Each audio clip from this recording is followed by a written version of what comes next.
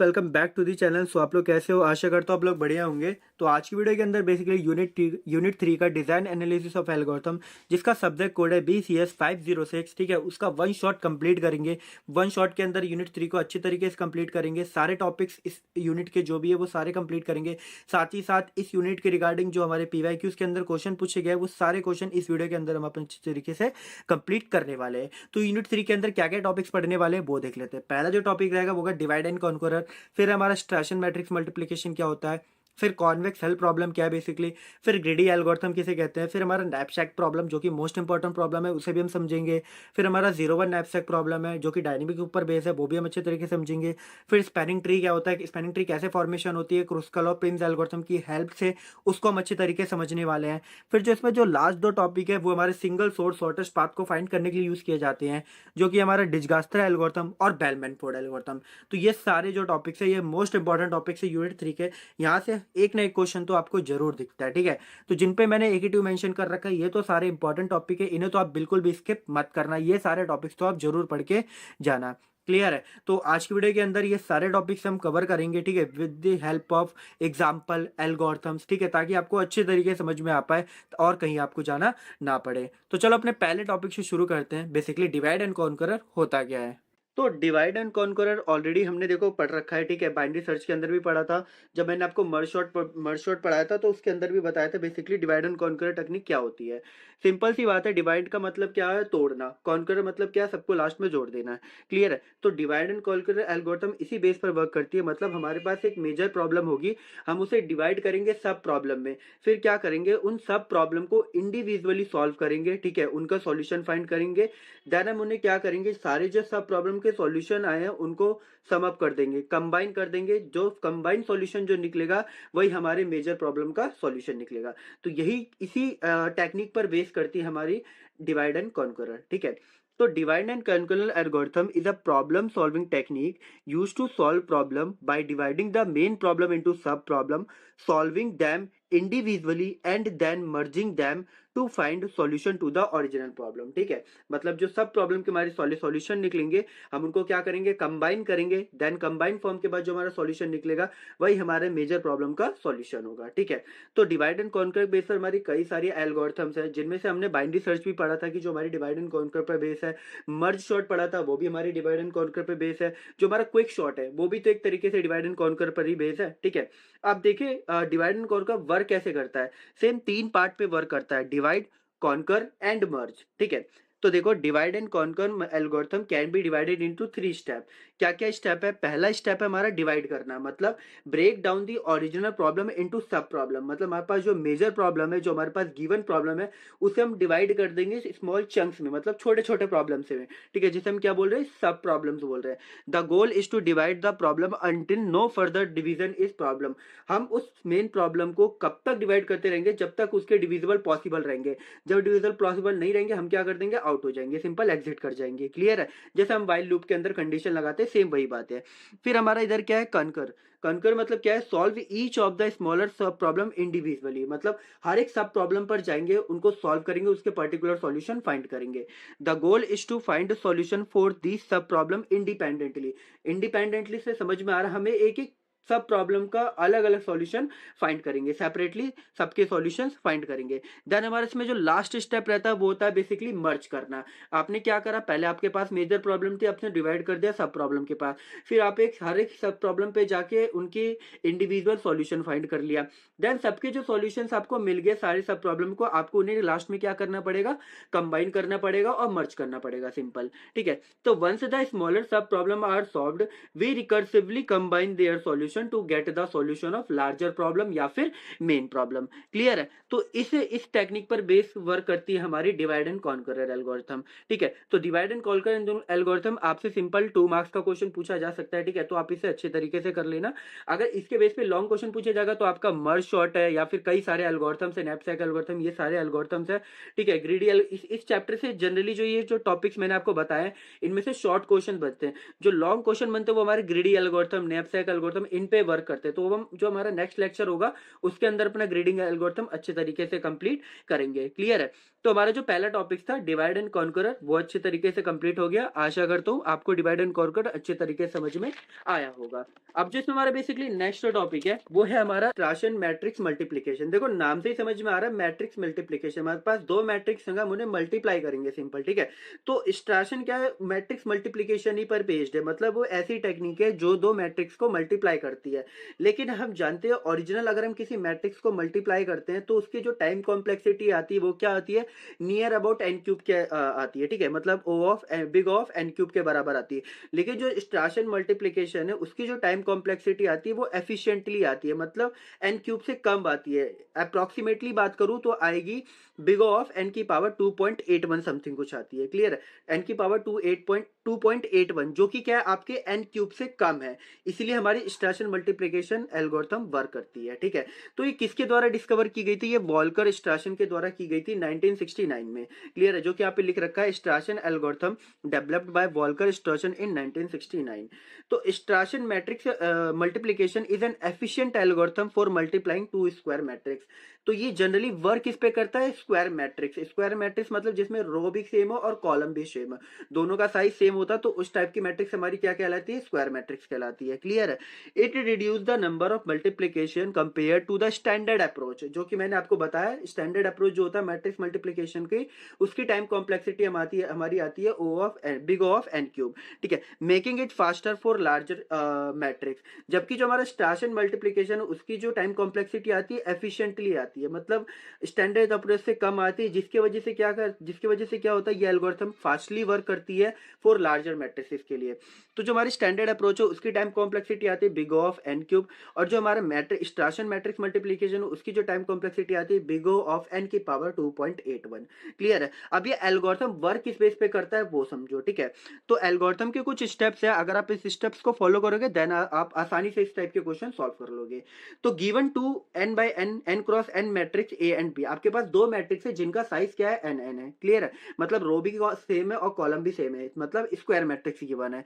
स्ट्रेशन method divide into four smaller n by 2 matrices, मतलब जो आपका स्ट्रेशन जो आपका मैट्रिक्स मल्टीप्लिकेशन है बेसिकली क्या करेगा? जो आपके पास दोनों मैट्रिक्स है उनको डिवाइड कर देगा फोर स्मॉलर मैट्रिक्स में जिनका साइज क्या होगा? n/2 होगा बेसिकली। क्लियर है? जैसे आपके पास दो मैट्रिक्स थी एन ए और बी थी। क्लियर है? आपके पास दो मैट्रिक्स थी तो इन्हें डिवाइड कर देगा वो फोर स्मॉलर मैट्रिक्स में। इनका साइज कितना है? आप देखिए इनका साइज कितना है, ये भी 2/2 का है, ये भी आपका 2/2 का है, तो एन की वैल्यू क्या होगी? 2। तो 2 डिवाइड बाई 2 करूंगा तो क्या आएगा? 1। तो इसके लिए हमारे पास चार सब मैट्रिक्स आ जाएगी, A11, फिर A12, फिर A21, A22। इसकी ऐसी बी के लिए भी हमारी क्या आ जाएंगी? चार सब मैट्रिक्स आ जाएगी, B11, B12, B21, B22। तो इसका मतलब सिंपल ये था। क्लियर है? जब आपने ए और बी निकाल लिया, मतलब ए और बी आपके जो मैट्रिक्स है उनको आपने क्या करा? फोर सब मैट्रिक्स में कंप्लीटली डिवाइड कर दिया। देन आपको क्या करना पड़ेगा? कंप्यूट करना पड़ेगा 7 product using the sub matrices. जो आपके सब मैट्रिसेस निकले हैं उसके रिलेटेड आपको 7 प्रोडक्ट्स फाइंड करना पड़ेगा। वो 7 प्रोडक्ट क्या है?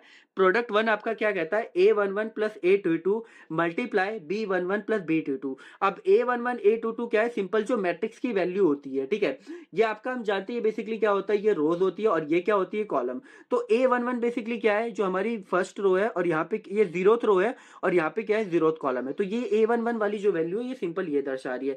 A22 वाली ये रही, ये हमारी क्या है? ये हमारी रो 1 है और ये हमारी कॉलम 1 है। सिंपल, अगर 0 इंडेक्स से लेके चलेंगे तो, अगर 1 से लेंगे तो 2 होगा। तो A22 ये है, तो सिंपल सी बात यहाँ पे यही लिख रखी है। क्लियर है? तो A11 A22 फिर मल्टीप्लाई B11 B22, ये होता है आपका प्रोडक्ट 1। आपको प्रोडक्ट 2 निकालना है तब आपको क्या करना पड़ेगा? A21 प्लस A22 करना पड़ेगा और मल्टीप्लाई करना पड़ेगा आपको B11 की वैल्यू के साथ। अगर आपको प्रोडक्ट 3 निकालना पड़ेगा तब आपको क्या करना पड़ेगा? A11 करना पड़ेगा मल्टीप्लाई किसके साथ? B12 माइनस B22 के सॉल्यूशन के साथ। क्लियर है? तो यहां से आपका P3 निकलेगा। देन आपको P4 फाइंड करना पड़ेगा। P4 का क्या फॉर्मूला होता है? P4 is equal to A T2 multiply B21 minus B11। पहले आपको इसका सॉल्व करके जो आएगी वैल्यू उसको मल्टीप्लाई करना पड़ेगा A22 के साथ, और प्रोडक्ट 5 की क्या वैल्यू आती है A11 प्लस A12, आपको मल्टीप्लाई करना पड़ेगा B22 वैल्यू के साथ। क्लियर है? ऐसे आपका प्रोडक्ट 6 होगा A21 माइनस A11 और मल्टीप्लाई करो B11 प्लस B12 की जो वैल्यू आएगी, ऐसी प्रोडक्ट 7 में।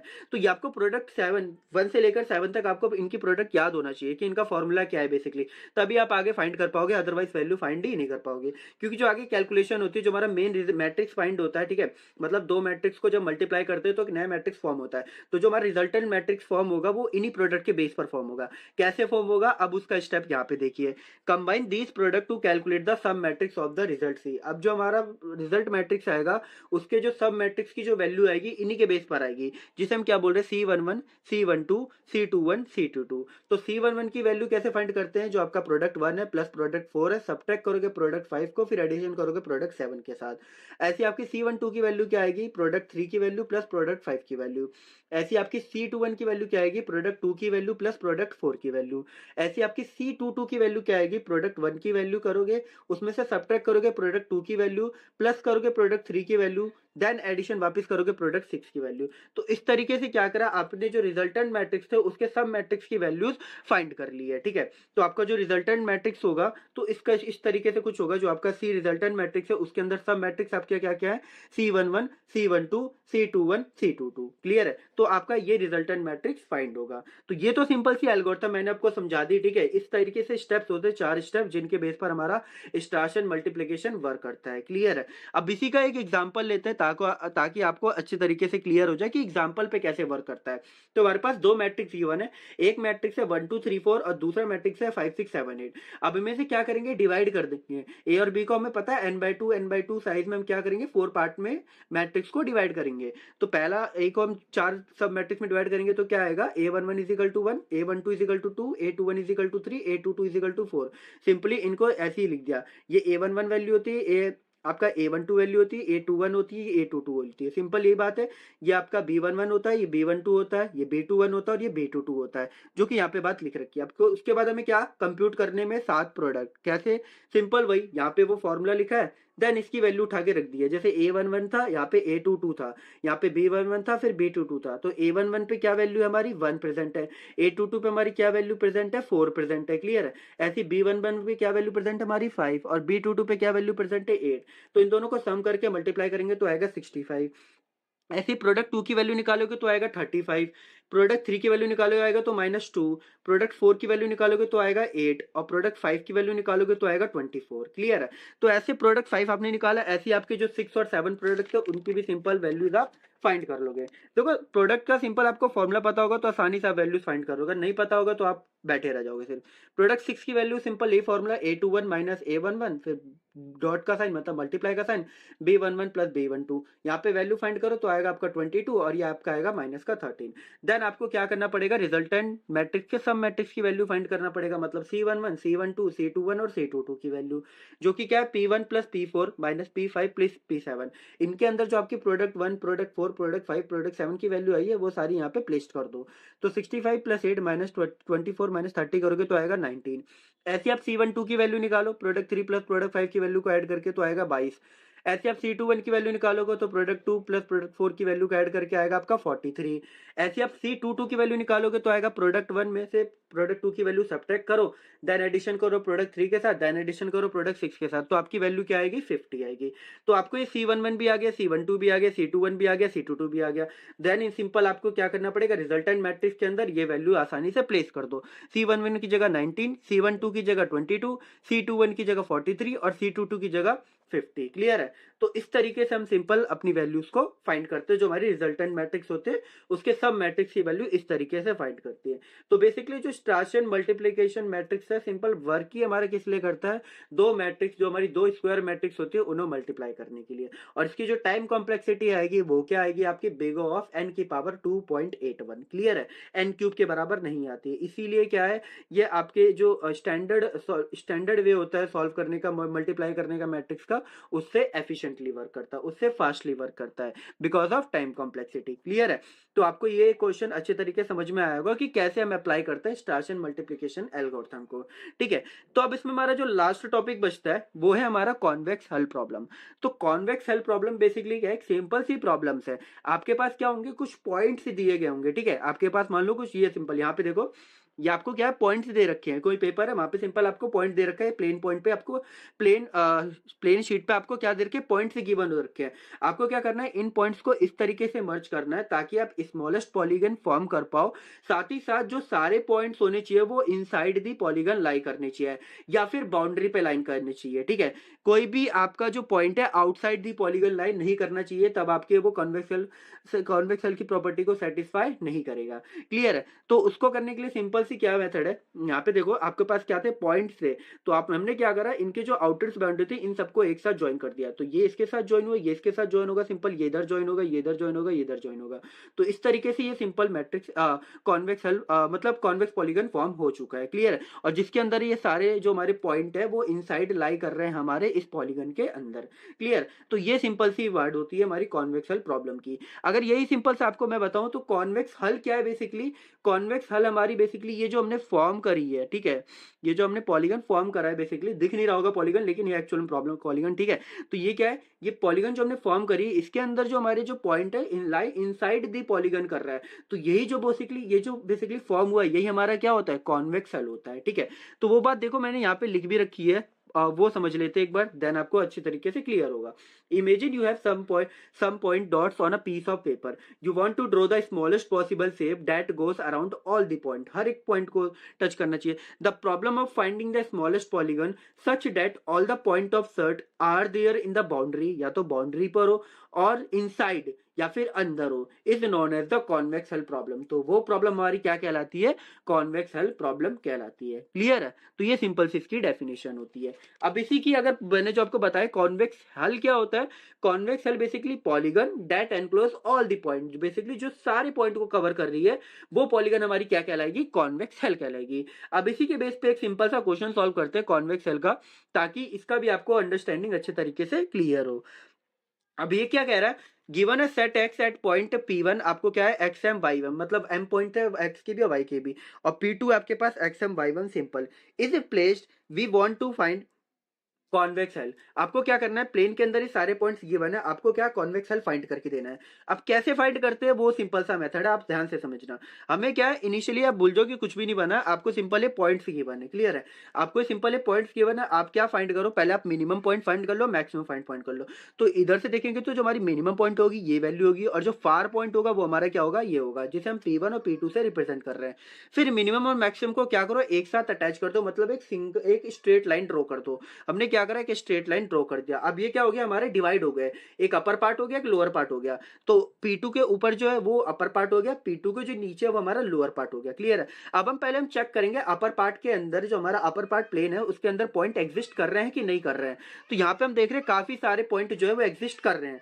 अगर हमारे यहाँ पे पॉइंट एग्जिस्ट कर रहे हैं तब हमें क्या करना पड़ेगा, उन्हें फॉर्म करना पड़ेगा। अब कैसे फॉर्म करेंगे, अब इसमें से हम चेक करेंगे कि जो हमारा फार्दर पॉइंट, मतलब जो फार पॉइंट है वो कौन सा है।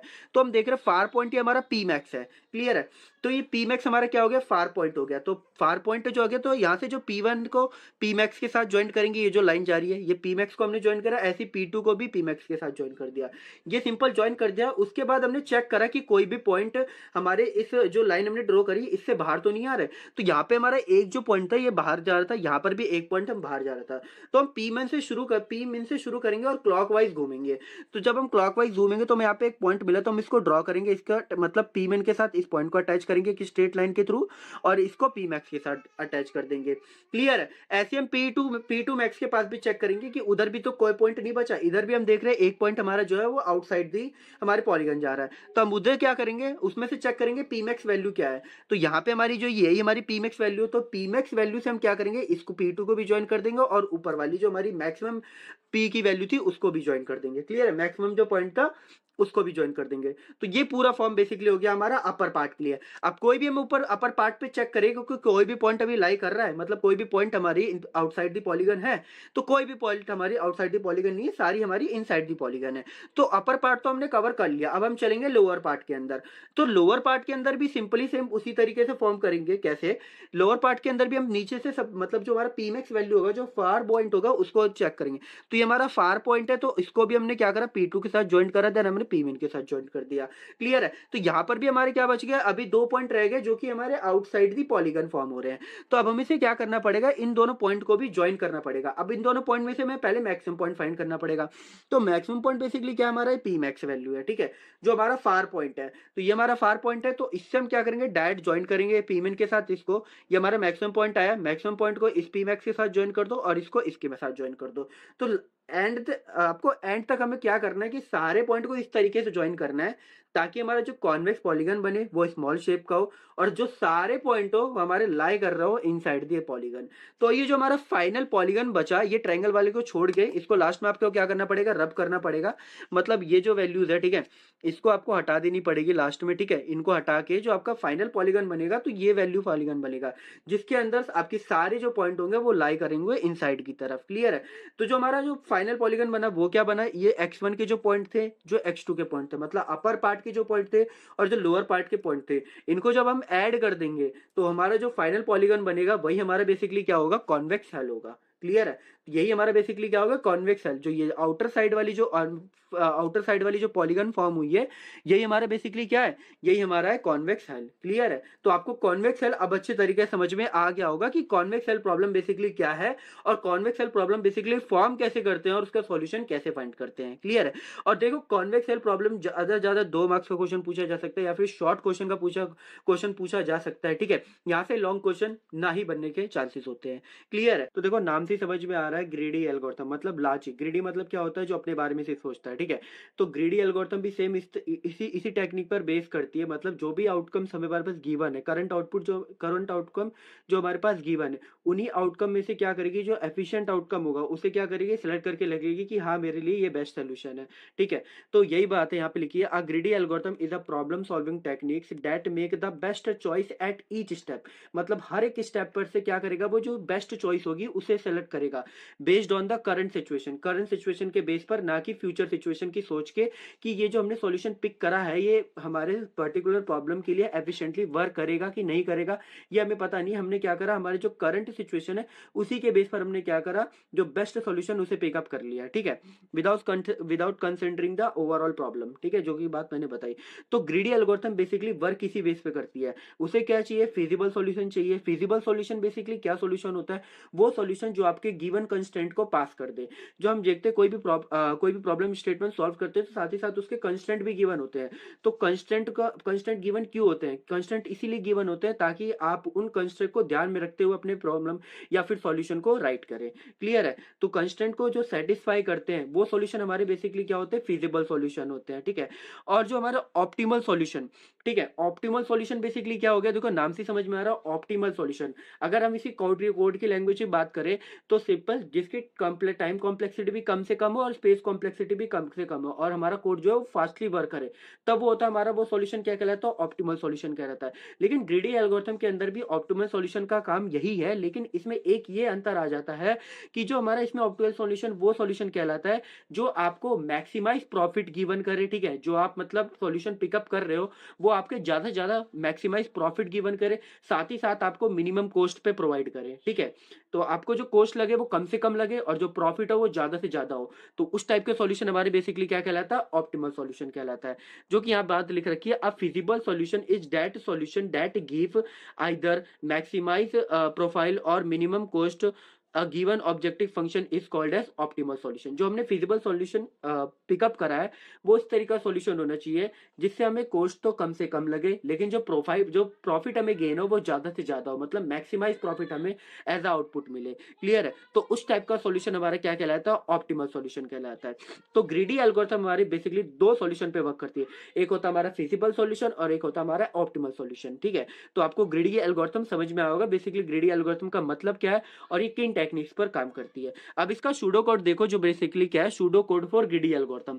सिंपल से सूडो कोड है, कुछ भी नहीं है। आपके पास क्या होगा, एरे गिवन होगा, साथ ही साथ उसके अंदर जो नंबर ऑफ इनपुट गिवन होंगे उनको हमने किससे रिप्रेजेंट कर दिया, एन से रिप्रेजेंट कर दिया।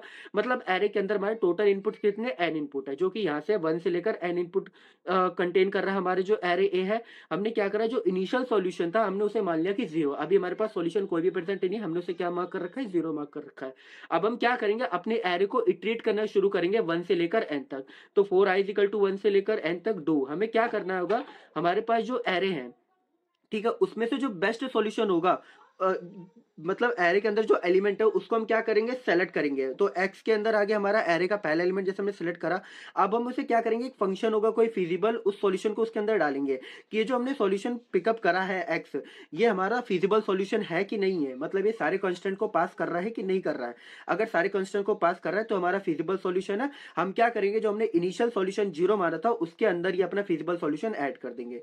तो solution is equal to solution plus x. Clear है, जो हमने सेलेक्ट किया था वैल्यू एक्स, उसको अंदर हम अपने सॉल्यूशन के अंदर उसको ऐड कर देंगे और बाद में रिटर्न कर देंगे सॉल्यूशन। तो ये सारे जो इनपुट्स है उनको क्या करेगा, ट्रैवर्स करेगा, उसके लिए पर्टिकुलर सॉल्यूशन, मतलब उस एलिमेंट को चेक करेगा कि ये फिजिबल सॉल्यूशन प्रोवाइड कर रहा है कि नहीं कर रहा है। अगर कर रहा है तो उसको सॉल्यूशन के अंदर ऐड कर देगा, अदरवाइज सिंपली से क्या कर देंगे, हम रिजेक्ट कर देंगे। क्लियर है, तो ये होता है हमारा बेसिकली ग्रीडी एल्गोरिथम। तो ये होता है हमारा ग्रीडी एल्गोरिथम। इसका सूडो कोड जनरली पूछ लिया जाता है एग्जाम में, तो इसे जरूर अच्छी तरीके से कर लेना, बेसिकली ग्रीडी एल्गोरिथम का सूडो कोड। क्लियर है, तो यहाँ पे जो हमारा ग्रीडी एल्गोरिथम टॉपिक था वो कंप्लीट हो गया। अब ग्रीडी एल्गोरिथम के टॉपिक का बेस पर हमारे पास कुछ प्रॉब्लम्स है, उनको सॉल्व करेंगे। क्लियर है, तो जिसमें हमारा पहला प्रॉब्लम आता है वो होता है एक्टिविटी सिलेक्शन प्रॉब्लम। देखो नाम से ही समझ में आ रहा है, हमें क्या करना पड़ेगा, एक्टिविटी सेलेक्ट करना पड़ेगा। तो इसके रिगार्डिंग जो प्रॉब्लम जनरेट हो रही है हमें उसे उसको सॉल्व करना पड़ेगा। और इस प्रॉब्लम को हम किसके हेल्प से सॉल्व करते हैं, ग्रीडी एल्गोरिथम की हेल्प से सॉल्व करते हैं। क्लियर है, अब वो देखो यहाँ पे बात वही लिख रखी है, the activity problem is a mathematical optimizing problem where the objective is to select the maximum number of activities from a such that no two activities overlap. ठीक है, आपको क्या करना है, मैक्सिमम नंबर ऑफ एक्टिविटीज को select करना है इस बेस पर कि कोई भी जो दो एक्टिविटीज है ओवरलैप ना करे। तो दो ओवरलैप एक्टिविटीज कैसे होंगी कि दोनों एक्टिविटीज क्या हो रही है, सेम टाइम पे स्टार्ट हो रही है, तब वो दोनों एक्टिविटीज हमारी क्या कर जाएंगी, ओवरलैप कर जाएंगी। क्लियर है, तो अब यहाँ पे ये देखो, each activities is defined by starting time and and time. हमारी जो एक्टिविटीज है उसका एक स्टार्टिंग टाइम होगा और एक एंड टाइम होगा। Our goal is to select maximum number of non conflicting activities that can be perform by a person. मतलब हमें क्या करना है, हमारे जो एक्टिविटीज का एक आउटपुट इनपुट गिवन होगा एरे के फॉर्म में, उनसे क्या करना है, maximum number of activities select करना है।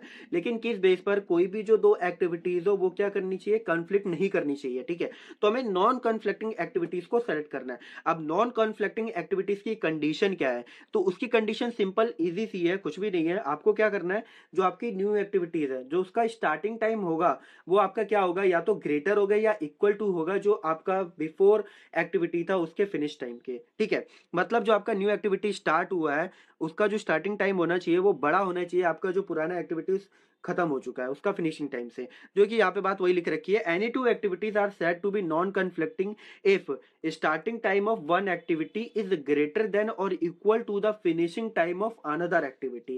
क्लियर है, जो आपका अदर एक एक्टिविटी है साथ ही साथ एक और एक्टिविटी है, तो आपका जो पहला एक्टिविटी का जो स्टार्टिंग टाइम होना चाहिए वो बड़ा होना चाहिए दूसरे एक्टिविटी के फिनिश टाइम से। ठीक है, तो वो टाइप की जो हमारी एक्टिविटीज कहलाएंगी वो क्या होंगी, हमारी नॉन कन्फ्लिक्टिंग एक्टिविटीज होंगी। ठीक है, कोई भी दो एक्टिविटी होगी वो कॉन्फ्लिक्ट नहीं करेगी। अगर ये कंडीशन फॉल्स होगी तो इसका मतलब हमारी जो दोनों एक्टिविटीज है वो क्या कर रही है, ओवरलैप कर रही है। क्लियर है, तो हमारी क्या सी एक्टिविटीज कहलाएगी, कन्फ्लिक्टिंग एक्टिविटीज कहलाएगी। तो a greedy algorithm is used to solve the problem efficiently by prioritizing activities that finish the earliest। तो इस प्रॉब्लम को सॉल्व करने के लिए हम क्या अप्लाई करते हैं, अपना greedy algorithm greedy algorithm apply करते हैं। अब ग्रीडी एल्गोरिथम बेसिकली क्या करता है, जो हमारे पास एक्टिविटीज गिवन है, ठीक है, उनको क्या करता है, उनके प्रायोरिटी के बाइस हम उसे क्या कर देते हैं, मैनर में रिप्रेजेंट कर देते हैं उनके प्रायोरिटी के अकॉर्डिंग। बेसिकली हम क्या कर रहे हैं, उसे असेंडिंग ऑर्डर में शॉर्ट करके लिख दे रहे हैं।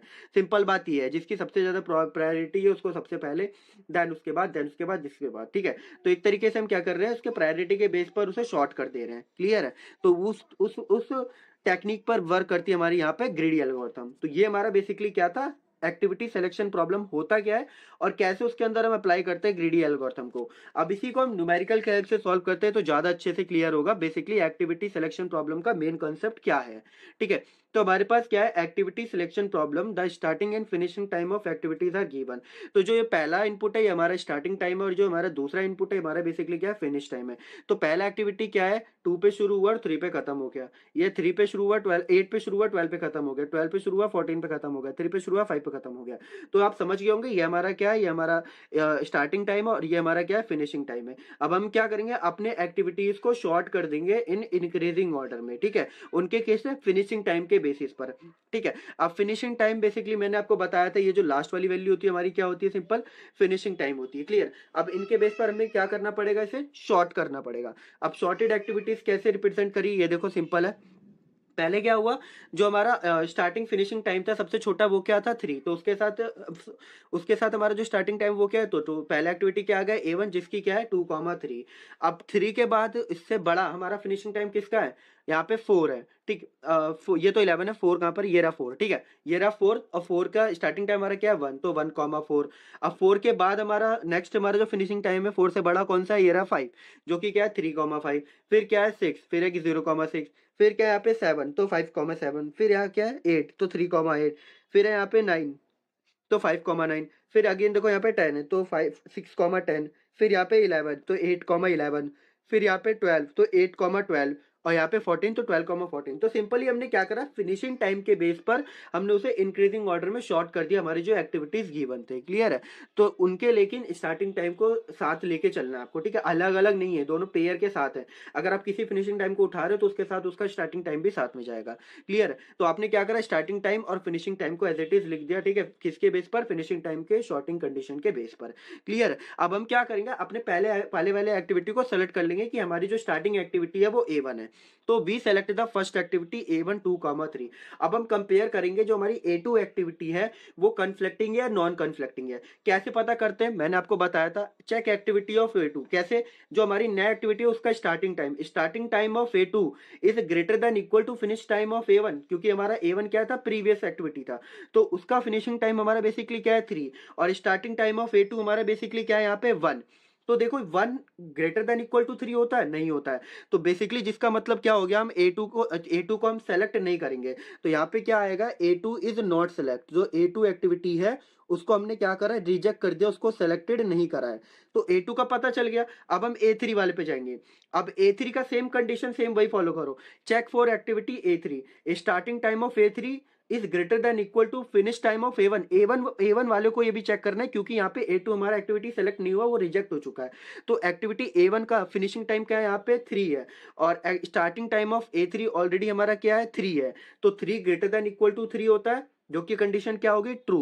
तो A3 अब हमारा क्या हो जाएगा, सेलेक्टेड हो जाएगा। जैसे ही हमारी कोई भी न्यू एक्टिविटी सेलेक्टेड हुई तो A3 के हमारे पास क्या आउटपुट थे गिवन, 3,5, मतलब स्टार्टिंग टाइम 3 और फिनिशिंग टाइम 5।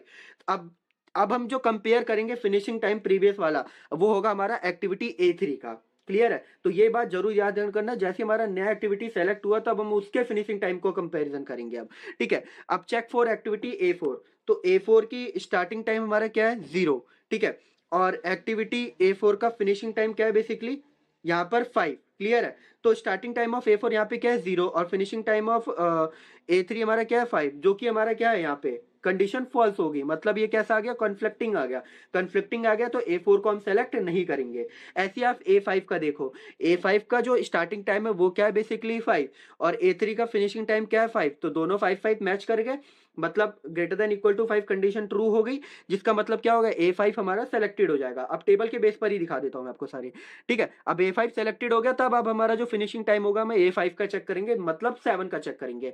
अब A6 का जो स्टार्टिंग टाइम है वो 3, लेकिन A5 का जो फिनिशिंग टाइम है वो क्या है 7, तो ये सेलेक्ट नहीं होगा, क्लियर है। अब A7 का स्टार्टिंग टाइम क्या है 5, और लेकिन फिनिशिंग टाइम क्या है 9, तो लेकिन स्टार्टिंग टाइम बड़ा होना चाहिए, जबकि इससे छोटा हुआ, तो A7 भी हमारा सेलेक्ट नहीं होगा। अब A8 को चेक करो, A8 का स्टार्टिंग टाइम क्या है यहाँ पे 6 है, और A5 का लेकिन फिनिशिंग टाइम क्या है 7, अभी भी कंडीशन क्या हुई, फॉल्स हुई, तो A8 भी हमारा सेलेक्ट नहीं होगा। अब A9 वाली कंडीशन को चेक करो, A9 की स्टार्टिंग टाइम क्या है 8, लेकिन A5 का फिनिशिंग टाइम क्या है 7, तो हमारा जो स्टार्टिंग टाइम ऑफ एक्टिविटी था is greater than equal to finishing time of another activity, मतलब कंडीशन क्या होगी, ट्रू। तो जिसका मतलब A9 हमारा क्या हो जाएगा, सेलेक्टेड हो जाएगा। अब हम A9 के फिनिशिंग टाइम को कंपेयर करेंगे अदर एक्टिविटीज के साथ। तो A10 की एक्टिविटी क्या है 10, लेकिन इसका फिनिशिंग टाइम क्या है 11, तो A10 भी हमारा सेलेक्ट नहीं होगा। ऐसी A11 का चेक करो, A11 चेक करा आपने, A11 का फिनिशिंग स्टार्टिंग टाइम क्या है 12, और जबकि A9 का हमारा स्टार्टिंग टाइम फिनिशिंग टाइम क्या था 11, तो 12 आपका बड़ा हो गया 11 से, जिसका मतलब क्या होगा आपका A11 भी सिलेक्टेड हो जाएगा। ठीक है, तो अब क्या क्या सिलेक्टेड हो गया, सिंपल देखो वही बात सारी यहाँ पे लिख रखी है, एक बार आप देख लो। Check for activity A6, starting time of A6 greater than equal to finishing time of A5, नहीं है, जो कि A6 इसलिए हमारा सिलेक्टेड नहीं हुआ, जो कि मैंने ऑलरेडी आपको टेबल में अभी समझाया था। क्लियर है। ऐसे ही देखो यहाँ पे A7 भी हमारा सेलेक्टेड नहीं हुआ, A8 भी हमारा सेलेक्टेड नहीं हुआ, फिर हमारा A9 सेलेक्टेड हुआ था, जो कि मैंने अभी आपको टेबल पे समझाया था क्यों सेलेक्टेड हुआ था, क्योंकि starting time of A9 check करो यहाँ पे, स्टार्टिंग टाइम ऑफ A9 हमारा क्या है बेसिकली 8, और यहाँ पे A5 का स्टार्टिंग टाइम क्या है 7, इसलिए A9 हमारा यहाँ पे क्या फिनिशिंग टाइम क्या है 7, और A9 का क्या है 8, तो इसलिए हमारा A9 यहाँ पे क्या हो गया था सेलेक्टेड हो गया था। ठीक है, तो इसलिए यहाँ पे बात लिख रखी है A9 हमारा यहाँ पे क्या हो गया सेलेक्टेड, A10 हमारा सेलेक्टेड नहीं हुआ क्योंकि A9 का जो फिनिशिंग टाइम था वो था 11। ठीक है, और जबकि स्टार्टिंग टाइम A10 का जो था वो था कम था कंपैरिजन टू A9, जिसकी वजह से क्या हुआ ये सेलेक्ट नहीं हुआ। जबकि A12 का जो A11 का जो स्टार्टिंग टाइम था वो था 12, और जो A9 का फिनिशिंग टाइम था वो था 11, तो 12 हमारा बड़ा होता है ग्रेटर देन इक्वल टू 11, जिसकी वजह से A11 सेलेक्ट हो चुका है। तो लास्ट में आपको क्या करना है, सारी जो सिलेक्टेड एक्टिविटीज है उनको लिख देना है बस। आपका A1 सेलेक्ट हुआ था, फिर A3 सेलेक्ट हुआ था, A5 सेलेक्ट हुआ था, A9 सेलेक्ट हुआ था, देन A11 सेलेक्ट हुआ था, और उनके साथ उनकी स्टार्टिंग टाइम और फिनिशिंग टाइम साथ ही साथ लिख दो, 2 से 3, 3 से 5, 5 से 7, 8 से 11, 12 से 14। ठीक है, तो ये सिंपल सा क्वेश्चन था एक्टिविटी सिलेक्शन प्रॉब्लम के बेस पर। देखो स्टेप बाय स्टेप चलो ताकि आपको आसानी से क्लियर हो जाए। ठीक है, पहला स्टेप कुछ नहीं है, आपको जो स्टार्टिंग और फिनिशिंग टाइम सारी एक्टिविटीज दी है, तो फिनिशिंग टाइम के बेस पर उन्हें क्या कर दो शॉर्ट कर दो, शॉर्ट करने के बाद जो पहला एक्टिविटीज है उसे स्टार्टिंग एक्टिविटी मान के नेक्स्ट एक्टिविटी के साथ कंपैरिजन करना शुरू कर दो। मेन कंडीशन ये है कि starting time of first activity आपकी बड़ा होना चाहिए greater than equal to finishing time of आपकी प्रीवियस एक्टिविटी। क्लियर है, तो ये सिंपल आप बात याद रखो, ये कंडीशन अगर आपको पता है तो आप आसानी से क्वेश्चन सॉल्व कर लोगे। क्लियर है, तो आपको एक्टिविटी सिलेक्शन प्रॉब्लम अच्छी तरीके समझ में आया होगा, बेसिकली एक्टिविटी सिलेक्शन प्रॉब्लम होता क्या है और कैसे हम इसको सॉल्व करते हैं। ठीक है, तो यहाँ पे एक्टिविटी सिलेक्शन प्रॉब्लम जो टॉपिक्स था वो हमारा कंप्लीट हुआ। अब देखो जो इसमें मोस्ट इंपॉर्टेंट टॉपिक है वो है हमारा नैपसैक प्रॉब्लम। देखो इंपॉर्टेंट प्रॉब्लम है नैपसैक प्रॉब्लम। देखो क्वेश्चन पूछा गया था कि what is knapsack problem, solve fractional knapsack problem using greedy programming for the following 4 item with their weight 3595 and the value is 45 and the profit is 45 30 45 10 with knapsack capacity 16। अब इस question को समझो। पहले पहले क्या बोल रहा है, आपको नैपसैक प्रॉब्लम बताना है। नैपसैक प्रॉब्लम के बाद बताने के बाद आपको फ्रैक्शनल नैपसैक प्रॉब्लम का यूज करके आपको क्या निकालना पड़ेगा, इनकी मैक्सिमम प्रॉफिट निकालनी पड़ेगी। अब मैक्सिमम प्रॉफिट कैसे फाइंड करेंगे वो देखो, उसके लिए हमें क्या गिवन होता है, वेट गिवन होता है, साथ ही साथ प्रॉफिट गिवन होता है, साथ ही साथ नैपसैक कैपेसिटी गिवन होता है। तो नैपसैक क्या होता है बेसिकली, जो नैपसैक में बोला जा रहा हूँ, तो नैपसैक बेसिकली क्या है, इज लाइक अ कंटेनर या फिर आप बैग बोल लो, जिसके अंदर क्या है आपके सारे आइटम्स प्लेस्ड हो रखे हैं। ठीक है, आपको उसके अंदर क्या करना है, एक एक करके सारे आइटम्स को रखना है। लेकिन हमें नैपसैक की कैपेसिटी गिवन है कि इस नैपसैक की जो वेट है इतना ही है। ठीक है, इससे ज्यादा आइटम आप इसमें फिल नहीं कर सकते हो। तो इन्हीं के बेस पर क्या हुआ, हमारे पास इसको प्रॉब्लम सॉल्व करें, दो हमारे पास सॉल्यूशंस आए। एक होता हमारा नैपसैक फ्रैक्शनल नैपसैक प्रॉब्लम, एक होता हमारा 0-1 नैपसैक प्रॉब्लम। ठीक है, तो 0-1 जो नैपसैक प्रॉब्लम है वो हमारा बेसिकली डायनेमिक प्रोग्रामिंग पर बेस हो गया, और जो हमारा फ्रैक्शनल नैपसैक प्रॉब्लम है वो हमारा बेसिकली ग्रीडी प्रोग्रामिंग पर बेस हो गया। ठीक है, तो अभी ये देखो पहले इसकी स्टेटमेंट पढ़ता हूँ थोड़ा सा, देन आपको इसको क्वेश्चन सॉल्व करेंगे। Here knapsack is like a container और a bag. The knapsack problem is a popular optimization problem where which you are given a set of item each with a weight and a value. Weight हमें given है और value मतलब इनके साथ ही साथ profit भी given है। Clear है? The goal is to choose a subset of item to maximize the total value while staying within a given weight limit capacity of the knapsack. तो मतलब जो आपके पास knapsack है, मतलब जो बैग है जिसकी कैपेसिटी आपको ऑलरेडी गिवन है, तो उसके अंदर आप वो आइटम्स डालो जिससे हमें जो प्रॉफिट मिले वो क्या मिले, मैक्सिमम मिले। तो हमें उन आइटम्स को सेलेक्ट करना है। ठीक है, चूज करना है। तो वो किसके बेस पर करते हैं, हम ग्रीडी एल्गोरिथम के बेस पर करते हैं। क्लियर है, तो there are 2 type of knapsack problem. कितने होते हैं, एक होता हमारा 0-1 नैपसैक प्रॉब्लम, एक होता हमारा फ्रैक्शनल नैपसैक प्रॉब्लम। अब 0-1 नैपसैक प्रॉब्लम बेसिकली क्या होता है, पर नैपसैक प्रॉब्लम बेसिकली क्या करेगा, या तो वो आइटम को क्या करेगा, कंप्लीटली डिस्कार्ड कर देगा, या फिर क्या करेगा, एक्सेप्ट कर देगा। ठीक है, मान लो आपके पास नैपसैक बैग था जिसकी उसकी कैपेसिटी क्या थी 60। आपने इनिशियली क्या करा, उसके अंदर 20 केजी फिल कर दिया, अब उसकी कैपेसिटी क्या बची 40।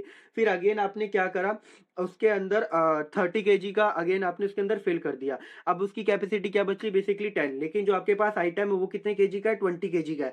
तब आप उसे क्या करोगे, उस बैग के अंदर फिल ही नहीं करोगे, उसे क्या कर दोगे, रिजेक्ट कर दोगे। ठीक है, उस 20 वेट को आप रिजेक्ट ही कर दोगे, आप उसको रखोगे नहीं, जबकि आपके पास 10 केजी अभी जगह स्पेस खाली है, तब भी आप उसे क्या कर दोगे, रिजेक्ट कर दोगे। तो सिंपल यही बात है, या तो वो करेगा कंप्लीटली फिल करेगा या फिर फिल्ड ही नहीं करेगा। ठीक है, तो 01 knapsack problem means that the item are completely और नॉट और no item are filled in a knapsack। ठीक है, या तो बैग के अंदर रखेगा या तो रखेगा ही नहीं।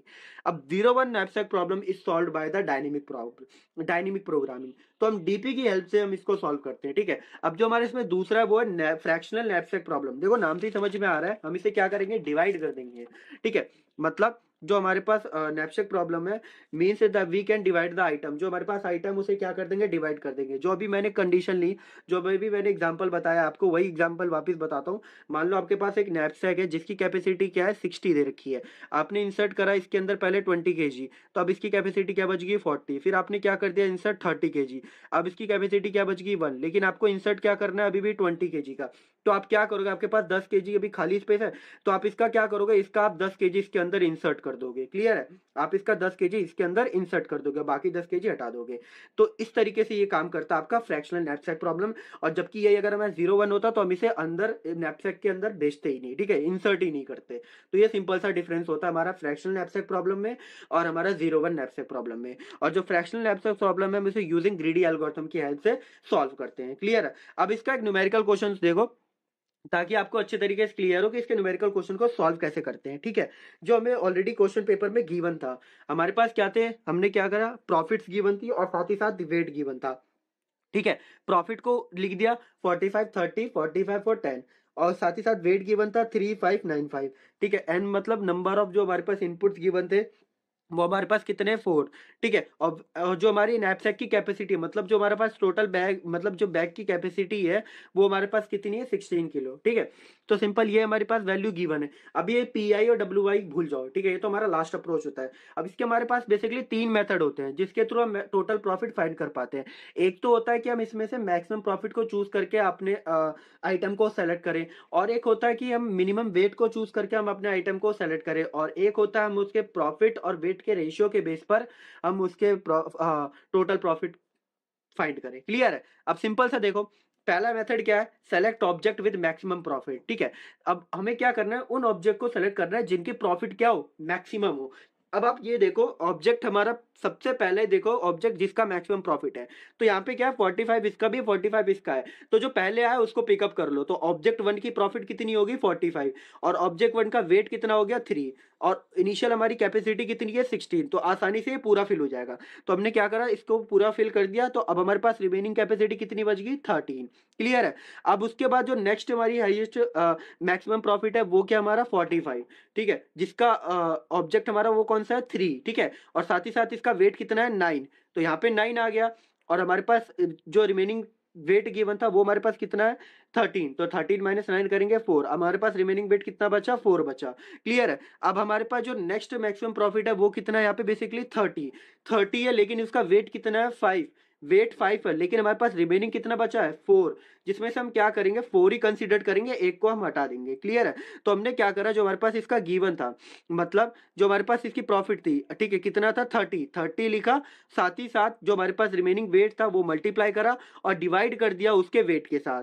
तो इसको सॉल्व करोगे तो आपके पास क्या आएगा 24, जो कि वेट किसके लिए आया था 4 वेट के लिए, आपका प्रॉफिट कितना आया 24। तो आपके पास अब रिमेनिंग वेट कितना बच गया 0, मतलब सारे वेट खाली हो गए, मतलब सारे वेट आपकी फिल होगी, knapsack आपका पूरा फिल हो चुका है। अब उसके अंदर कोई भी इंसर्ट एलिमेंट को इंसर्ट हम नहीं कर पाएंगे। अब हमें लास्ट में इसमें क्या फाइंड करना पड़ेगा, टोटल प्रॉफिट फाइंड करना पड़ेगा। कैसे फाइंड करते हैं, ये जो प्रॉफिट निकले इनको बस ऐड कर दो, तो 45 45 और 24 इनको ऐड कर दोगे तो क्या आ जाएगा 114। क्लियर है, तो इस बेस पर हमारा जो पहला मेथड है वो वर्क करता है कि सिंपल आपको मैक्सिमम प्रॉफिट उठाना है, देन उसके बेस पर करना है। ये चीज ध्यान रखना, हमेशा पहले आपको क्या करना है, जो आप आइटम सेलेक्ट करे हो उसका प्रॉफिट ऊपर लिखो, साथ ही साथ जो रिमेनिंग वेट है उसके साथ मल्टीप्लाई करो और डिवाइड कर दो जो आपने प्रॉफिट सेलेक्ट किया उसके वेट के साथ। कितना वेट था उसका, सिंपल बेसिकली 5। क्लियर है? तो आपको सिंपल ये चीजें यहाँ पे करनी है। अब इसमें जो नेक्स्ट हमारा होता है मेथड, वो क्या होता है, ऑब्जेक्ट विद मिनिमम वेट। ठीक है, अब आपको ऑब्जेक्ट सेलेक्ट करना है जिनका वेट क्या हो, मिनिमम हो। अब उसके लिए हमें क्या करना पड़ेगा, मिनिमम वेट पहले फाइंड कर लेते हैं। ठीक है, अब देखो मिनिमम वेट इसके टेबल के अंदर देखो, आपको मिनिमम वेट पहला क्या दिख रहा है, 3। ठीक है, मिनिमम वेट आपको पहले क्या दिख रहा है, 3, जिसका प्रॉफिट कितना है 45। तो 45 हम कंसीडर करेंगे और इसमें से 16 में से 3 का कितना बच गया, 13 बच गया। अब उसके बाद मिनिमम वेट क्या है हमारा 5। क्लियर है? अब 5 करें तो इसमें से 13 में से 5 गया, अब कितना बच गया हमारे पास, बेसिकली 8 बच गया। क्लियर है? अब 8 बच गया। अब यहाँ पे लेकिन हमारे पास, अब इसके बाद अगेन वापस चेक करेंगे तो हमारे पास क्या मिनिमम वेट बचा, अभी 5 बचा है। तो वापस 5 हम हटा देंगे तो हमारे पास क्या बचेगा, 3 बचेगा। 3 बच गया यहाँ से। अब लेकिन यहाँ पे कितना बचा हमारे पास, 9 है, और लेकिन हमारे पास नैपसैक के अंदर कैपेसिटी कितनी बची है, सिर्फ 3 की बची है। तो अब हम सिंपली क्या करेंगे, 9 में से हम केवल 3 को कंसिडर करेंगे, 6 को हम बाहर निकाल देंगे। तो वो बात देखो यहाँ पे सिंपल वही लिख रखी है, एक बार आप देख लो। ठीक है, तो जो हमारा पहला प्रॉफिट था 45, उसका वेट क्या था, कम था, मिनिमम था वेट 3। ठीक है, तो 16 माइनस 3 कितना बच गया, रिमेनिंग वेट 13। अब जो नेक्स्ट प्रॉफिट है 30, जिसका वेट क्या हमारा बेसिकली 5, मतलब नेक्स्ट मिनिमम वेट है वो है हमारा 5, जिसका प्रॉफिट क्या है 30। तो 13 माइनस 5 करेंगे तो क्या आएगा हमारा, 8 आएगा। ठीक है, अब ये 13 रिमेनिंग वेट था और 5 क्या था, इसका वेट था। अब हमारे पास रिमेनिंग वेट कितना बच गया, 3। अब उसके बाद जो नेक्स्ट मिनिमम प्रॉफिट है अगेन 5 है, जिसका प्रॉफिट क्या है 10। तो 8 माइनस 5 करेंगे तो क्या आएगा, 3 आएगा। ठीक है, अब उसके बाद जो नेक्स्ट प्रॉफिट होगा, नेक्स्ट मिनिमम वेट था हमारे पास क्या था, 9 था। ठीक है, 9 था, नहीं नेक्स्ट, हाँ नेक्स्ट मिनिमम प्रॉफिट हमारे पास जो हमारा मिनिमम वेट था वो था 9। ठीक है, जो हमारे पास नेक्स्ट मिनिमम वेट था वो हमारे पास क्या था, 9 था। लेकिन 9 में से हमें क्या करना पड़ेगा, केवल 3 वेट को हम कंसिडर करेंगे, बाकी 6 को हटा देंगे। अब वो 3 वेट को कंसिडर कैसे करेंगे, सेम वही टेक्निक अपनाएंगे। ऊपर आ जाएगा हमारा सिंपल उसका प्रॉफिट, मल्टीप्लाई करेंगे जो रिमेनिंग वेट है और डिवाइड कर देंगे उसके एक्चुअल वेट के साथ। एक्चुअल वेट कितना था, 9। तब हमारा क्या मिल गया यहाँ से, 15। ठीक है, तो आपको सिंपली लास्ट में क्या करना पड़ेगा, इन टोटल प्रॉफिट को ऐड करना पड़ेगा। सिंपल इन टोटल प्रॉफिट को ऐड कर दोगे तो क्या आएगा, 45, 30, 10 और 15। तो 45 प्लस 30 कितना हो गया, 75, और 10 प्लस 15 क्या हो गया, 20। तो 75 प्लस 25 कर दो तो क्या आएगी वैल्यू, 100 आ गई। ठीक है, तो ये दो मेथड होते हैं। ठीक है, सिंपल, एक होता है आपका मैक्सिमम प्रॉफिट के बेस पर सिलेक्ट करना, एक होता है आपका मिनिमम वेट के ऊपर सिलेक्ट करना। अब जो इसमें हमारा लास्ट मेथड रहता है, ये इंपॉर्टेंट मेथड है। जनरली अगर आपसे एग्जाम में क्वेश्चन पूछा जाए फ्रैक्शन नैपसैक प्रॉब्लम का, तो आप इस मेथड 3 के थ्रू करना। ठीक है, क्योंकि ये आपको मोस्ट ऑप्टिमाइजिंग सॉल्यूशन प्रोवाइड करता है। क्लियर है? क्योंकि आपको मैक्सिमम प्रॉफिट गिवन करता है, इसलिए आप हमेशा इस वाले मेथड से ही सॉल्व करना फ्रैक्शनल नैपसैक प्रॉब्लम को। ठीक है, मिनिमम वेट, अगर मिनिमम प्रॉफिट और सॉरी मैक्सिमम प्रॉफिट और मिनिमम वेट आपसे अगर पूछा जाए कि सेपरेटली इसको भी इसके हेल्प से भी सॉल्व करके दिखाओ, देन आप उसे सॉल्व करना, अदरवाइज हमेशा मेथड 3 ही अप्लाई करना। तो at select object with maximum profit और वेट का रेशियो। अब इसके लिए हमें क्या करना पड़ेगा, प्रॉफिट और वेट का रेशियो फाइंड करना पड़ेगा। कैसे फाइंड करेंगे, सिंपल है, यहाँ पे हमें प्रॉफिट और वेट जो एक्चुअल में गिवन थी वो लिख दिया। अब सिंपल इसे डिवाइड कर दो, P I divide by W I. तो 45 डिवाइड बाई 3 करोगे तो आएगा 15, 30 डिवाइड बाई 5 करोगे तो आएगा 6, 45 डिवाइड बाई 9 करोगे तो आएगा 5, और 5 डिवाइड बाई 2 करोगे, 5 डिवाइड बाई 10 करोगे तो आएगा बेसिकली 2। सिंपल है, प्रॉफिट को वेट के साथ डिवाइड कर दो। ठीक है, अब इनके बेस पर हमें क्या करना है, जो maximum P I upon W I है उसको सेलेक्ट करना है। तो मैक्सिमम हमारा बेसिकली क्या है, इसमें 15 है, 15 है, जिसका प्रॉफिट हमारा क्या है 45। तो 45 सेलेक्ट करा, जो कि ऑब्जेक्ट क्या हमारा 1, उसका वेट कितना गिवन है 13। तो 16 माइनस 3 हमारे पास इनिशियल वेट कितना बच गया, रिमेनिंग वेट 13 बच गया। अब जो हमारे पास next P I upon W I है वो क्या है, बेसिकली 6, जिसका प्रॉफिट क्या है 30। 30 लिख दिया, जिसका वेट कितना है 5, और रिमेनिंग वेट हमारे पास कितना था 13। 13 में से 5 गया, रिमेनिंग वेट कितना बच गया है 8। क्लियर है? अब 8 बच चुका है। अब हमारे पास जो नेक्स्ट हमारा पी आई डब्ल्यू आई है मैक्सिमम, वो क्या बेसिकली 5, जिसका मैक्सिमम प्रॉफिट क्या है 45 इनिशियल, लेकिन वेट कितना गिवन है 9, और जबकि हमारे पास कैपेसिटी कितनी है नैपसैक की, अब 8। तो हमें क्या करना पड़ेगा, 8 तक कंसीडर करेंगे, 1 को बाहर निकाल देंगे। सिंपल, तो कैसे करते हैं, जो हमारे पास रिमेनिंग वेट बचा, मल्टीप्लाई प्रॉफिट जो हमें गिवन है कितना 45, डिवाइड बाय एक्चुअल वेट कितना 9, तो टोटल सॉल्व करोगे तो आएगा 40। ठीक है, अब वेट हमने कितना कंसीडर करा, 8 कंसीडर करा, 9 में से आपने 8 केजी को कंसीडर करा, 1 केजी छोड़ दिया, तो 8 केजी यहाँ पे कंसीडर हो गया। तो 8 माइनस 8 कितना आ गया, इक्वल टू 0 आ गया। सिंपल है, तो अब इसका लास्ट में आप टोटल प्रॉफिट फाइंड कर दो, 45 प्लस 30 प्लस 40 कितना आ गया 115। तो आप देखो जो सबसे ज्यादा आपको टोटल प्रॉफिट मिला है, मैक्सिमम प्रॉफिट मिला है, वो आपको मेथड 3 के अंदर ही मिला है। इसलिए हमारे सॉल्यूशन कैसा है, ये ऑप्टिमम सॉल्यूशन है। तो हमेशा अगर आपसे फ्रैक्शनल नैपसैक प्रॉब्लम का क्वेश्चन पूछा जाए तो हमेशा मेथड 3 अप्लाई करो। क्लियर है? जो कि बहुत ईजी है। बस आपको क्या करना है, पी आई अपॉन डब्ल्यू आई निकालना है, देन आपको ये सॉल्व करना है। बस ये कंडीशन हमेशा याद रखना कि कैसे हम सॉल्व करते हैं, कि हमारे पास यहाँ पे आता है प्रॉफिट, मल्टीप्लाई करते हैं जो हमारा रिमेनिंग वेट है, डिवाइड करते हैं हमारा जो एक्चुअल वेट हमें गिवन है उस पर्टिकुलर ऑब्जेक्ट के लिए, मतलब 3 ऑब्जेक्ट के लिए। ठीक है? जो कि क्या है, 9। तो ये आपको अच्छे तरीके से आप समझ में आ गया होगा। क्लियर है? तो यहाँ पे देखो हमारा जो नेटसेट प्रॉब्लम का क्वेश्चन था वो सॉल्व हो गया। ठीक है? मैंने ये क्वेश्चन आपको सॉल्व कर दिया जो कि पीवाईक्यूज के अंदर पूछा गया था हमारे एकेटीयू के अंदर। और नेटसेट प्रॉब्लम का एक क्वेश्चन तो जरूर आएगा, तो आप इसे जरूर अच्छी तरीके से कर लेना। ठीक है? अब जो बेसिकली इसमें नेक्स्ट टाइप का नैपसैक प्रॉब्लम है वो क्या, हमारा 01 नैपसैक प्रॉब्लम, जो कि हमने इससे पहले पढ़ा था वो था फ्रैक्शनल नैपसैक प्रॉब्लम, जो कि ग्रीडी एल्गोरिथम पर बेस्ड था। और ये जो हमारा 01 नैपसैक प्रॉब्लम है ये हमारा डायनेमिक प्रोग्रामिंग पर बेस है। ठीक है? तब most common problem being solved is the 01 knapsack problem which restricted the number xi of copies each kind of item 0 और 1। तो सिंपली जो आपका 01 knapsack प्रॉब्लम है, नाम से समझ में आ रहा है 01, 0 मतलब पूरा इंसर्ट करेगा, मतलब एक्सेप्ट करेगा उस आइटम को, सॉरी रिजेक्ट करेगा उस आइटम को, या 1 मतलब उस आइटम को सिंपल इंसर्ट करेगा। क्लियर? उसे सेलेक्ट करेगा या फिर रिजेक्ट करेगा। तो इसी पर बेस है हमारा 01 knapsack प्रॉब्लम। ठीक है? तो given a set of n item number from 1 up to n each with a weight wi and a value vi along with the maximum weight capacity w। आपके पास क्या होगा, कई सारे आइटम्स गिवन होंगे जो कि मान लो 1 से लेकर n तक गिवन है। हर एक आइटम के लिए आपके पर्टिकुलर वेट गिवन होगा और साथ ही साथ वैल्यू मतलब प्रॉफिट गिवन होगा साथ। ठीक है? और साथ ही साथ आपका जो नैपसैक है उसकी मैक्सिमम कैपेसिटी भी गिवन होगी, जिसे हम W से रिप्रेजेंट कर रहे हैं। अब जो आपके पास मैक्सिमाइज प्रॉफिट आएगा वो आपका बेसिकली क्या आएगा, समेशन आएगा आपके VI और XI का। ठीक है? अब VI इसमें हमारा क्या हो गया, जो प्रॉफिट हो गया। XI बेसिकली हमारे जो सिलेक्टेड इनपुट्स निकले हैं। ठीक है? जो हमारे सिलेक्टेड इनपुट्स आए मतलब जिनके हमारे पास 1 वैल्यू मिली है, और जो रिजेक्ट हो गए उनको उसको 0 से रिप्रेजेंट कर रहे हैं। तो हमारे पास जो 1 वैल्यू मिली है उसकी जो उनके जो वैल्यूज है उनका जो सम आएगा वो हमारे पास क्या आएगा, बेसिकली मैक्सिमाइज प्रॉफिट आएगा। ठीक है? अब जो हमारा WI इंटू XI होगा, WI हमारा बेसिकली जो वेट गिवन है, XI बेसिकली जो हमारे पास जो हमने जो सेलेक्ट किए हैं। ठीक है? XI हमारे पास बेसिकली वो आइटम्स जो हमने सेलेक्ट कर लिए हैं, तो उनका अगर हम सम निकाले तो हमारा क्या होना चाहिए, वो आपका लेस देन इक्वल टू होना चाहिए आपके मैक्सिमम कैपेसिटी ऑफ नैपसैक के साथ। क्लियर है? जो कि हम W से रिप्रेजेंट कर रहे हैं। और यहाँ पे बता रखा है कि जो XI है वो किसको बिलोंग कर रहा होगा, या तो 0 को या फिर 1 को, जो कि मैंने आपको समझाया, या तो रिजेक्टेड या तो एक्सेप्टेड। ये बात यहाँ पे सिंपल यही बात है। ठीक है? ये रिजेक्ट करेगा या तो एक्सेप्ट करेगा। अब यहाँ पे एक ही चीज वही बात यहाँ लिख रखी है, here XI represent the number of instances of item I to include in the knapsack. Clear है? अब यहाँ पे XI रिप्रेजेंट बेसिकली क्या कर रहा है, वो नंबर ऑफ आइटम जो हम नैपसैक के अंदर इंक्लूड करेंगे। The problem is to maximize the sum of the value of the item in the knapsack so that the sum of the weight is less than or equal to the knapsack capacity। जो कि मैंने आपको बताया, जो आपका total weight आना चाहिए, जो आपके सेलेक्टेड इनपुट्स हैं उनके जो टोटल वेट्स आना चाहिए वो आपका लेस देन होना चाहिए या फिर इक्वल टू होना चाहिए आपके मैक्सिमम कैपेसिटी ऑफ नैपसैक के। क्लियर है? तो ये सिंपल सी प्रॉब्लम है, इसको हमें सॉल्व करनी with the help of dynamic programming. ठीक है?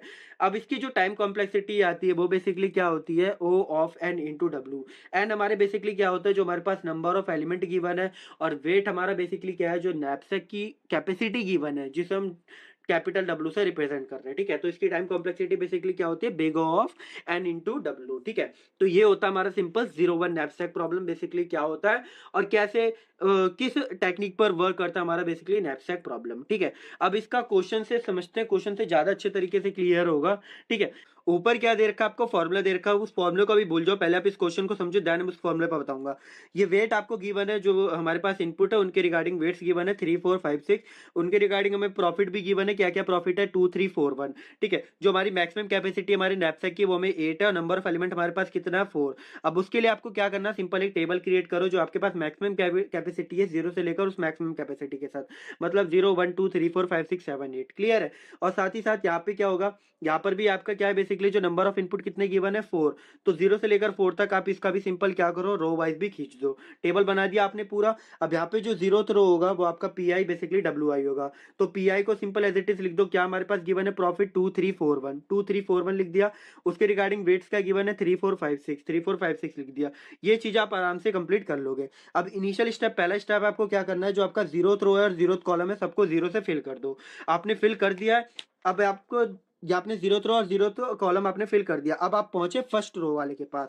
अब फर्स्ट रो वाले के पास आपके पास यहाँ वेट कितना गिवन है 3, वेट आपको गिवन है 3, तो वेट 3 से एक पहले क्या आता है 2, तो आपको 2 तक तो जो ऊपर की वैल्यू सेम वही नीचे रिप्लेस करके लिख देनी है। तो यहाँ पे भी 0 आ गया, यहाँ पर भी 0 आ गया, यहाँ पर भी 0 आ गया, 2 तक हमने कर लिया।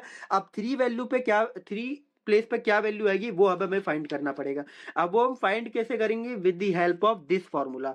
अब ये फॉर्मूला बेसिकली क्या है वो देखो, यहाँ पे आ गई matrix of I comma W. Matrix of I basically यहाँ पे क्या है 1 और डब्ल्यू क्या है 3, क्योंकि हमें 1 कॉमा 3 की वैल्यू तो फाइंड करनी है। तो मैट्रिक्स ऑफ आई कॉमा मतलब 1 कॉमा 3 की वैल्यू फाइंड करनी है। मैक्सिमम ऑफ, यहाँ पे मैट्रिक्स ऑफ आई माइनस 1, यहाँ पे आई की वैल्यू कितनी थी 1, तो 1 माइनस 1 बेसिकली क्या हो गया 0, कॉमा डब्ल्यू जो हमारे पास एक्चुअल वेट कितना गिवन है 3, एम कॉमा आई माइनस 1 क्या हो गया 0, डब्ल्यू यहाँ पे क्या गिवन था 3, कॉमा डब्ल्यू आई। अब इस डब्ल्यू आई हमारे पास क्या गिवन है इसके regarding 3, plus profit of I, profit I कितना गिवन है 3। अब इनका जो मैक्सिमम वेट आएगा वो आपको यहाँ पे लिखना है। अब कैसे लिखना है वो इसको क्वेश्चन के आंसर समझो डायरेक्टली। यहाँ पे पास देखो मैंने यहाँ पे लिख दिया, हमें क्या फाइंड करना है 1 कॉमा 3 को फाइंड करना है, ठीक है। अब हमारे पास यहाँ पे आया, पहले मैक्स लिख दिया मैंने, यहाँ पे सिंपल मैक्स लिख दिया। अब आपको यहाँ पे क्या करना पड़ेगा, एम कॉमा आई माइनस 1, आई की वैल्यू क्या है 1, तो 1 माइनस 1 बेसिकली क्या हो जाएगा 0, और कॉमा डब्ल्यू, डब्ल्यू हमारे पास क्या है यहाँ पे 3, ठीक है। अब 0 कॉमा 3 पे क्या वैल्यू आएगी वो हमें चेक करना पड़ेगा, अभी हम चेक कर लेंगे। कॉमा एम, फिर आई माइनस 1, आई माइनस 1 हमारे क्या है 0, कॉमा डब्ल्यू, डब्ल्यू हमारे पास क्या है यहाँ पे 3, minus W I, W I यहाँ पे क्या गिवन है 3 गिवन है, plus P I, P I हमारे पास क्या गिवन है, पी आई हमारे पास इसके रिगार्डिंग 2 गिवन है, ठीक है। हमने ये लिख दिया सिंपल। अब इसे सॉल्व कर लो simple. Maxim M comma 0 comma 3 पे चेक करो क्या वैल्यू है, ये रहा 0, ये रहा 3, क्या वैल्यू गिवन है हमें 0, कॉमा एम 0 कॉमा 0 पे क्या वैल्यू है यहाँ पे, क्योंकि 0 हो गया और 3 माइनस 3 भी क्या हो गया 0, तो 0 कॉमा 0 पे हमारी क्या वैल्यू है 0 ही गिवन है और प्लस का 2, तो यहाँ पे देखो ये हो गया मैक्सिमम, ये हो गया 0, और m कॉमा 0 पे क्या वैल्यू है 0, और यहाँ पे क्या हो गया प्लस का 2, तो 0 प्लस 2 क्या हो गया 2, तो मैक्सिमम ऑफ 0 कॉमा 2, और 0 2 में क्या मैक्सिमम वैल्यू होती है हम जानते हैं 2 वैल्यू मैक्सिमम वैल्यू होती है, तो इसका आंसर सिंपल बेसिकली क्या आ जाएगा 2 आ जाएगा। तो इसलिए यहाँ पे क्या आ गया हमारा 2 आ चुका है, ठीक है। ऐसे ही आप इस वाली वैल्यू को भी चेक करो, फोर्थ वाली को भी। अब ऐसी सिंपल फोर्थ वाली को जब मैं चेक करूंगा तो अब डायरेक्टली करके दिखाता हूँ ताकि आपको समझ में आए, ठीक है। यहाँ पे हमारे पास क्या है 4 गिवन है, ठीक है। अब हमें किसकी वैल्यू निकालनी है 1 कॉमा 4 की वैल्यू निकालनी है। अब यहाँ पे वापस इस फॉर्मूले में चेक करते हैं, चलो वापस इससे ही कर लेते हैं। अब हमें क्या निकालना है m कॉमा 1 कॉमा 4 की वैल्यू निकालनी है, ठीक है। अब 1 कॉमा 4 की वैल्यू निकालनी है तो कैसे फाइंड करेंगे, यहाँ पे देखो ये हमारे पास क्या है maximum of m, I minus 1 होता है, आई माइनस 1, 1 कॉमा 1 कितना हो गया 0। अब यहाँ पे क्या गिवन था हमें w, w हमारे पास क्या गिवन है 4, तो यहाँ पे हमने लिख दिया 4 कॉमा m, आई माइनस 1 क्या हो गया 0, और यहाँ पे क्या गिवन है w, w क्या हमारे पास 4 माइनस डब्ल्यू आई, इसके रिगार्डिंग हमारे पास डब्ल्यू आई कितना है हमारे पास बेसिकली 3, कॉमा प्लस 2, ठीक है।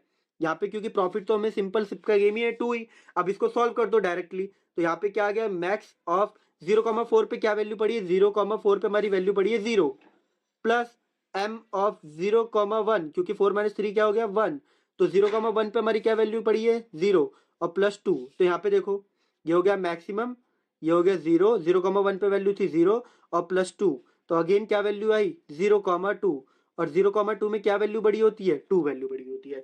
तो इस तरीके से हमने 1 कॉमा 4 की वैल्यू निकाली, वो भी हमारी सिंपल क्या आई 2 आई, तो यहाँ पर भी हमारा क्या आया 2 आया। ऐसे आप 5 की वाली वैल्यू की चेक करो, जब आप 5 की वैल्यू चेक करोगे तो सिंपल वही बात 1 कॉमा 5 की हमें निकालनी है, तब आप चेक करो पहले इसके ऊपर वाली वैल्यू पे क्या पड़ा है, तो इसकी वैल्यू निकालनी तो उसके ऊपर वाली वैल्यू पे चेक करो क्या वैल्यू हमें पड़ी है 0 वैल्यू पड़ी है। अगेन आप चेक करो i माइनस 1, सिंपल इसके ऊपर वाले पे w इसका क्या गिवन है 5, और इसका वेट कितना गिवन है 3, तो 5 माइनस 3 2 पे पहुंचो यहाँ पे, तो यहाँ पे देखो 2 कॉमा 2 पे आपको 0 कॉमा 2 पे आपकी वैल्यू क्या गिवन है 0, ठीक है। यहाँ पे ओवरऑल वैल्यू क्या मिल गया अब हमें 0 और उसका प्रॉफिट क्या गिवन है 2।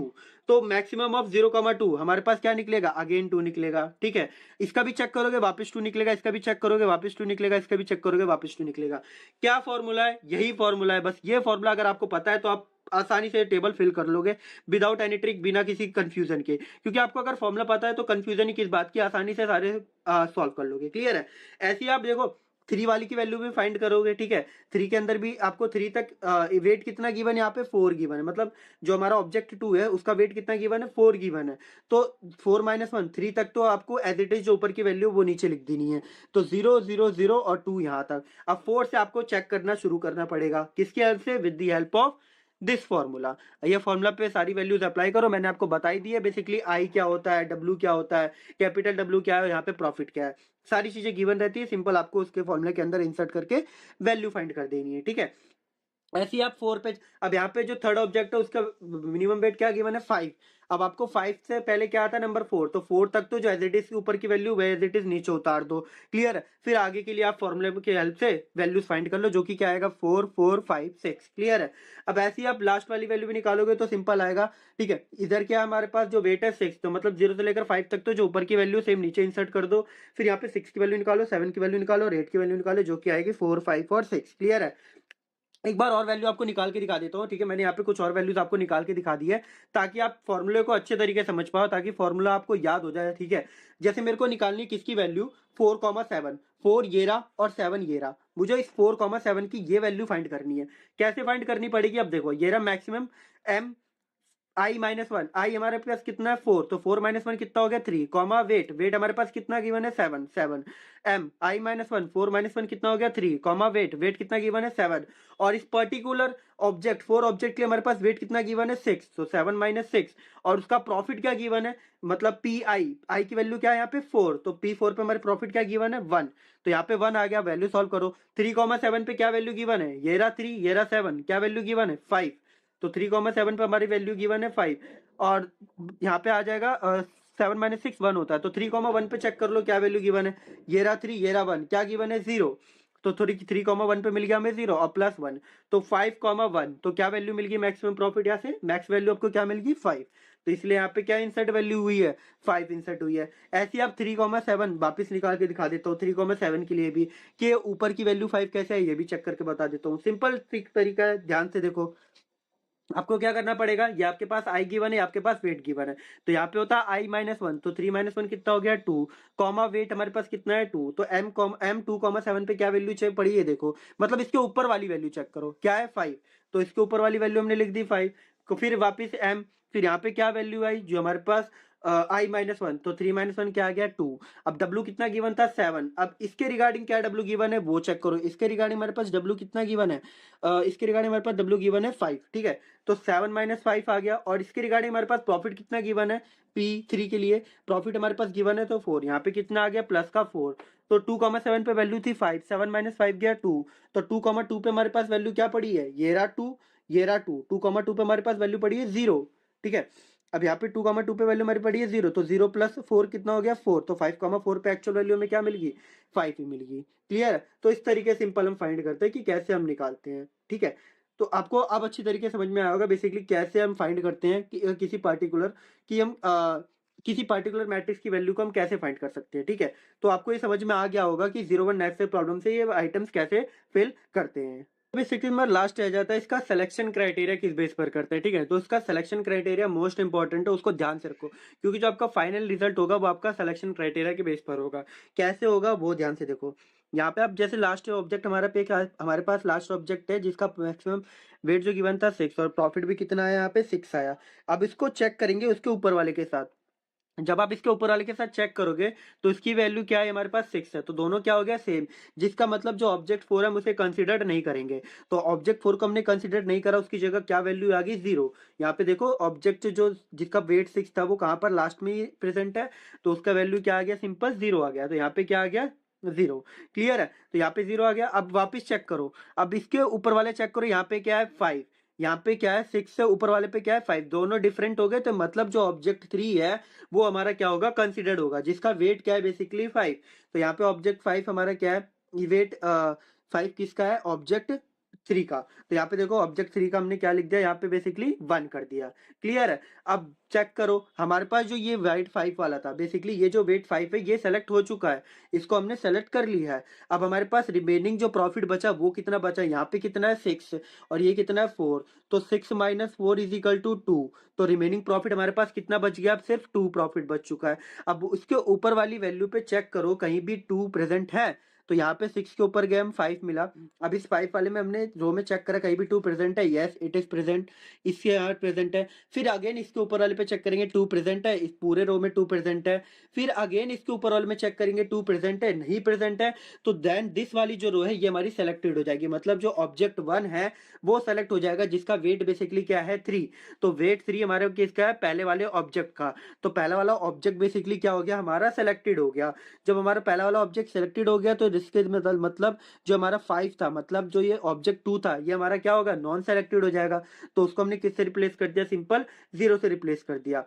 ठीक है, मतलब 0 फिल कर दिया उसकी जगह। अब हमारे पास इसका जो वेट था, हमारे पास क्या गिवन था 2, और यहाँ पर भी इसका प्रॉफिट कितना गिवन है 2, तो 2 माइनस 2 कितना हो गया 0। अब 0 हो चुका, अब हमारे पास कितनी वैल्यू बच गई प्रॉफिट की 0। अब इससे ऊपर वाले पे चेक करोगे 0 प्रेजेंट है, ऊपर वाले पे चेक करा हाँ 0 प्रेजेंट है, लेकिन ये जो 0 है ये मैच कर गया आपके 0th रो के साथ।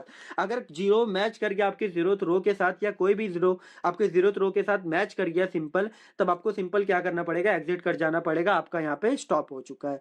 तो जो आपका फाइनल वैल्यू है ये बेसिकली 1010, जिसका मतलब जो ऑब्जेक्ट 1 है वो आपका सेलेक्टेड हुआ है, जो आपका ऑब्जेक्ट 3 है वो आपका सेलेक्टेड हुआ है, और जो आपका ऑब्जेक्ट 2 और जो आपका ऑब्जेक्ट 4 है वो दोनों आपके डिस्कार्ड हो चुके हैं। तो ये 1 रिप्रेजेंट कर रहे हैं सेलेक्टेड को, और ये 0 रिप्रेजेंट कर रहा है बेसिकली डिस्कार्ड को। क्लियर है। तो इसका जो सिलेक्शन क्राइटेरिया है वो मोस्ट इंपॉर्टेंट है, उसको आप ध्यान से समझ लेना। ठीक है। और बाकी ये टेबल बनाना ये पूरा फॉर्मूले के बेस पर है, फॉर्मूला आपको पता होगा तो आसानी से ये टेबल क्रिएट कर लोगे। ठीक है। तो इस तरीके से हम सॉल्व करते हैं 01 नैपसैक प्रॉब्लम को। तो यहाँ पे जो हमारा 01 नैपसैक प्रॉब्लम है वो कंप्लीट हो गया है। ठीक है, मैंने आपको इसको सॉल्व करना भी बता दिया कि 01 नैपसैक प्रॉब्लम कैसे सॉल्व करते हैं, कैसे ये टेबल क्रिएट करते हैं, और कैसे हम मैक्सिमम प्रॉफिट फाइंड करते हैं, और कैसे हम सिलेक्शन क्राइटेरिया फाइंड करते हैं। क्लियर है। तो आपको 01 नैपसैक प्रॉब्लम अच्छी तरीके से समझ में आया होगा बेसिकली 01 नैपसैक प्रॉब्लम होता क्या है। ठीक है, टॉपिक से शुरू करते हैं। ठीक है, जिसके बेस पर AK2 में हमारा क्वेश्चन पूछा गया था। क्वेश्चन क्या कह रहा है, write and explain the Kruskal algorithm to find the minimum spanning tree of a graph with suitable example.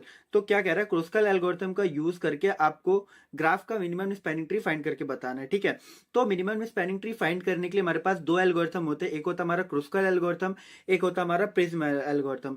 तो PYQs के अंदर ज्यादातर हमारा क्रुस्कल एल्गोरिथम के ऊपर ही बेस पे क्वेश्चन पूछा गया है। ठीक है, तो इस वीडियो के अंदर लेकिन हम प्रिज्म एल्गोरिथम को भी अच्छे तरीके से समझेंगे with the help of exam, और साथ ही साथ उसके एल्गोरिथम को भी समझेंगे। तो इसमें पहले हम समझते हैं कि स्पैनिंग ट्री बेसिकली होता क्या है। क्लियर है। तो स्पैनिंग ट्री इज अ सब ग्राफ और connected graph that include vertices of the graph connected with the minimum number of edges and contain no cycle। तो बेसिकली स्पैनिंग ट्री इस टाइप का आपका ट्री होता है, या फिर आप इसे ग्राफ भी बोल सकते हो। ठीक है, एक तरीके से आपका क्या होता है, सब ग्राफ होता है, जो कि क्या होता है आपस में कनेक्टेड होते हैं, किसके थ्रू, वर्टिसेस के थ्रू। ठीक है, सारे वर्टिसेस होते हैं जो कि आपस में कनेक्टेड होते हैं, और 2 वर्टिसेस को हम लिंक किसके थ्रू कर पाते हैं, एच के थ्रू कर पाते हैं। ठीक है, जो 2 वर्टिसेस होते हैं इनके बीच में जो लिंक हो रहा है, तो ये बेसिकली लाइन हमारी क्या कहला रही है, एज कहला रही है। क्लियर है। और स्पैनिंग ट्री के अंदर कोई भी साइकिल नहीं होगी। ठीक है, अगर कोई भी साइकिल फॉर्म हो रही होगी तो वो हमारी ट्री स्पैनिंग ट्री नहीं कहलाएगी। तो मेन हमारा ये इंपॉर्टेंट पॉइंट होता है कि स्पैनिंग ट्री के अंदर कोई भी साइकिल फॉर्म नहीं हो रखी होती है। ठीक है, तो बेसिकली यहाँ पे यही बात है। और जो कि हमारा स्पैनिंग ट्री होता है वो कैसा होता है, अनडायरेक्टेड ग्राफ होता है, कोई भी उसमें डायरेक्शन गिवन नहीं होती कि हाँ इस डायरेक्ट मतलब कि इस डायरेक्टेड वे में जा रहा है, या लेफ्ट डायरेक्शन जा रहा है, या राइट डायरेक्शन जा रहा है। हमारा क्या होता है, अनडायरेक्टेड ग्राफ होता है। क्लियर है। अब इसी के बेस पर क्या आता है, हमारा मिनिमम स्पैनिंग ट्री आता है। तो स्पैनिंग ट्री समझ लिया हमने बेसिकली क्या होता है। अब हमारे इसमें क्या होगा, मिनिमम स्पैनिंग ट्री। तो मिनिमम स्पैनिंग ट्री नाम से ही समझ में आ रहा है बेसिकली स्पैनिंग ट्री की प्रॉपर्टीज को ही फॉलो करेगा, लेकिन हम क्या करेंगे, हम हर एक पाथ पे, मतलब हर एक वर्टिसेस पे जाने के लिए जो हमारा कॉस्ट लगे वो मिनिमम लगे, कम से कम लगे, तो वो टाइप की हमारी ट्री क्या कहलाएगी, मिनिमम स्पैनिंग ट्री कहलाएगी, जिसे हम MST भी बोलते हैं। तो minimum spanning tree is a spanning tree of a weighted where the sum of the weight of its edges is the smallest possible. Clear है। तो मिनिमम स्पैनिंग ट्री आपका क्या है, स्पैनिंग ट्री है, जिसमें हमें क्या होंगे, साथ ही साथ वेटेड भी गिवन होंगे। तो सारे सम का अगर हम वेटेड फाइंड करें तो हमारा क्या आना चाहिए, कम से कम आना चाहिए, क्योंकि हर एक वर्टिसिस जो दो वर्टिसिस को लिंक कर रही होगी उनके साथ उनके वेट भी गिवन होगा, एच के साथ उनके एच पे वेट गिवन होगा, उन वेट का जो सम आना चाहिए हमारा क्या आना चाहिए, कम से कम आना चाहिए। क्लियर है। और सारे वर्टिसिस को हम क्या करेंगे, ट्रैवर्स करते हुए चलेंगे, लेकिन ये जरूरी नहीं होता है कि हमारा हर एक एच को भी कंसिडर करते हुए चलेंगे, लेकिन हम वर्टिसिस को सारे को ट्रैवल करते चलेंगे। तो ये एमएसटी की हमारी मस्ट कंडीशन होती है, जो कि मैंने आपको बताई। ठीक है। It connects all vertices with the least total cost. ठीक है। जो हमारा कॉस्ट निकलना चाहिए वो कम से कम निकलना चाहिए, लेकिन जो सारे वर्टिसेस होते हैं हम उन्हें कनेक्ट करके दिखाना पड़ेगा, मतलब सारे वर्टिसेस को हमें ट्रैवल करके जाना पड़ेगा। तो ये हमारी एमएसटी की मस्ट कंडीशन होती है। क्लियर है। तो ये होता है सिंपल सा हमारे स्पैनिंग ट्री और मिनिमम स्पैनिंग ट्री। अब मिनिमम स्पैनिंग ट्री के कुछ पॉइंट्स है जिन्हें आप याद रखना। ठीक है। पहला पॉइंट क्या है, we must use only edges with the graph. हम क्या करेंगे, ग्राफ के सिर्फ एजेस का यूज करेंगे। ठीक है। We must use exactly n-1 edges. Basically यहाँ पे देखो एक एग्जांपल पे हमारे पास वर्टिसेस कितने हैं, n बेसिकली क्या रिप्रेजेंट कर रहा है, वर्टिसेस को। वर्टिसेस कितने गिवन है हमारे पास, 4 वर्टिसेस गिवन है। तो हम टोटल एज कितने यूज कर सकते हैं, केवल 4-3, मतलब 4-1 कितने, 3 एजेस। तो 1 2 3 एज का यूज करके हमें एमएसटी फाइंड करना पड़ेगा या फिर स्पैनिंग ट्री क्रिएट करके आनी पड़ेगी। क्लियर है। और इसमें बेसिकली एक और पॉइंट क्या कह रहा है, we may not use edge that produce a cycle. हम उस एच का यूज नहीं करेंगे जो कि क्या कर रही होगी, साइकिल प्रोड्यूस कर रही होगी। अब साइकिल प्रोड्यूस का मतलब क्या हो गया, ये सिंपल सा एग्जांपल देखो, आपको क्या दे रखा है, एक सिंपल सा ग्राफ बना के दे रखा है। आपको इसको क्या करना, पहले स्पैनिंग ट्री फॉर्म करनी पड़ेगी। तो स्पैनिंग ट्री फॉर्म करने के लिए मैंने आपको बताया था हमें क्या करना है, देखो हमें क्या करना है, केवल शॉर्टेस्ट पाथ को उठा लो या फिर सिंगल, क्या शॉर्टेस्ट पाथ नहीं उठाना, अभी हम मिनिमम तो फाइंड नहीं कर रहे हैं। अभी हमें क्या करना है, सारे केवल वर्टिसेस को ट्रैवर्स करके चलना है। तो हमने क्या करा, स्टार्ट बी से करा, बी से हम कहा चले गए, ए पे चले गए, जिसका बेसिकली वेट का जो एज है वो कितना दे रखा है, 5 दे रखा है। फिर हम ए से चले गए डी, तो ए से हम डी चले गए, जिसका वेट एज का वेट कितना दे रखा है, 10 दे रखा है।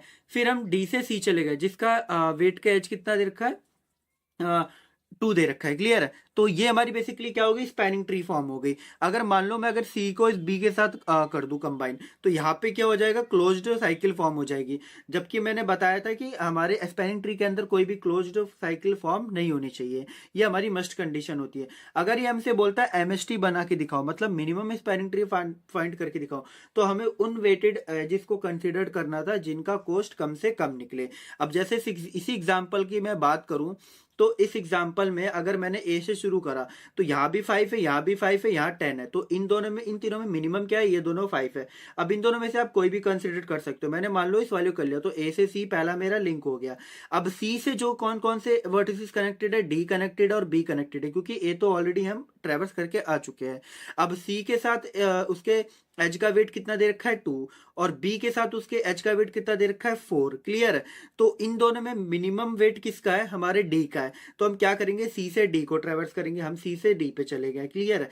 अब हम वापस चेक करेंगे, इस डी से कनेक्टेड वाले का कितना है, 10 है, और यहां से कितना है, 6 है। और यहीं से सी का अगर हम पी से प्रीवियस को भी हमेशा फॉलो करते हुए चलना है, सी से चेक करें तो इसका वेट कितना है, 4 है। तो बी को कनेक्टेड करने के लिए हमारे पास 3 एजेस है, एक तो डी के थ्रू कर पा रहे हैं, एक हम ए के थ्रू कर पा रहे हैं, और एक हम सी के थ्रू कर पा रहे हैं। लेकिन ए के थ्रू तो हम कंसीडर करेंगे ही नहीं, क्योंकि अगर हम ए के थ्रू कंसीडर करेंगे तो यहाँ पे क्या होगा, एक साइकिल फॉर्म हो जाएगी, क्लोज्ड साइकिल फॉर्म हो जाएगी, जिसकी वजह से हम इसे कंसीडर नहीं कर सकते। अगर सिमिलरली बात करें डी की, अगर डी को भी सिंपल बी के साथ मैच करेंगे तो हमें क्या है, क्लोज साइकिल फॉर्म हो जाएगी, तो हम डी को भी कंसीडर नहीं करेंगे। अब हमारे पास ओवरऑल क्या बच गया, सिर्फ सी। तो हम सी से बी को भी लिंक कर देंगे, जिसका बेसिकली एज का वेट कितना दे रखा है, 4। तो ये जो हमने ट्री बना के दिखाई, यही हमारी बेसिकली क्या है, एमएसटी है। क्लियर है। तो ये होता है हमारा बेसिकली मिनिमम स्पैनिंग ट्री। तो आपको स्पैनिंग ट्री समझ में आया होगा, बेसिकली स्पैनिंग ट्री क्या होता है और साथ ही साथ ये मिनिमम स्पैनिंग ट्री क्या होता है। ठीक है। अगर आपसे एग्जाम में पूछा जाए स्पैनिंग ट्री क्या है, तो आपको ये सारे पॉइंट्स बता के आने पड़ेंगे, फिर आपको मिनिमम स्पैनिंग ट्री भी बता के आनी पड़ेगी। अगर सिंपल स्पैनिंग ट्री पूछेगा तो शॉर्ट मार्क्स में पूछेगा, वरना साथ ही साथ कोई ना कोई एल्गोरिथम जरूर देगा, या तो क्रुस्कल देगा या फिर प्रिज्म देगा। तो चलो अपने पहला एल्गोरिथम को शुरू करते हैं, जो कि बेसिकली क्या है, क्रुस्कल एल्गोरिथम। तो देखो क्रुस्कल एल्गोरिथम इजी एल्गोरिथम है, एक बार आप स्टेप बाय स्टेप चलोगे तो आसानी से आप आसानी से सॉल्व कर दोगे। तो Kruskal algorithm is a minimum spanning tree algorithm that take a graph as an input and find the subset of the edges of that graph। तो क्रुस्कल एल्गोरिथम बेसिकली किस पर बेस्ड है, हमारा मिनिमम स्पैनिंग ट्री एल्गोरिथम पर ही base है।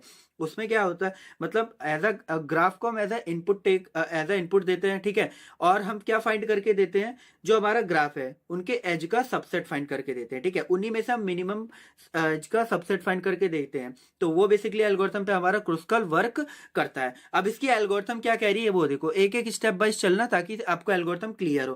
पहला step क्या कह रहा है, select an edge of a graph such that if has the smallest cost associated with. तो मतलब उस एज को सेलेक्ट करो जिसका कॉस्ट क्या हो, कम से कम हो। मतलब क्या हो गया, अभी मैंने पीछे वाला जो प्रीवियस एग्जांपल बताया था, यही वाला एग्जांपल जो बताया था, इसमें देखो ये ए से सेलेक्टेड एज कौन कौन से, ए से डी भी है, ए से बी भी है, ए से सी भी है, लेकिन वेटेड कम किसका है, 5 5 10। तो इन दोनों का वेट कम है, तो इन दोनों में से कोई भी कंसिडर हम कर सकते हैं, जो कि बेसिकली पहला स्टेप ये कह रहा है। अब दूसरा स्टेप क्या कह रहा है, select next edge for tree of a graph having the least cost, ठीक है। उसके बाद हम नया एज जो हम सेलेक्ट करेंगे उसको भी हम मिनिमम कॉस्ट के बेसिस पर ही सेलेक्ट करेंगे। अब हम स्टेप 3 क्या कह रहा है, add this new edge only if inclusion of this edge does not form a closed path.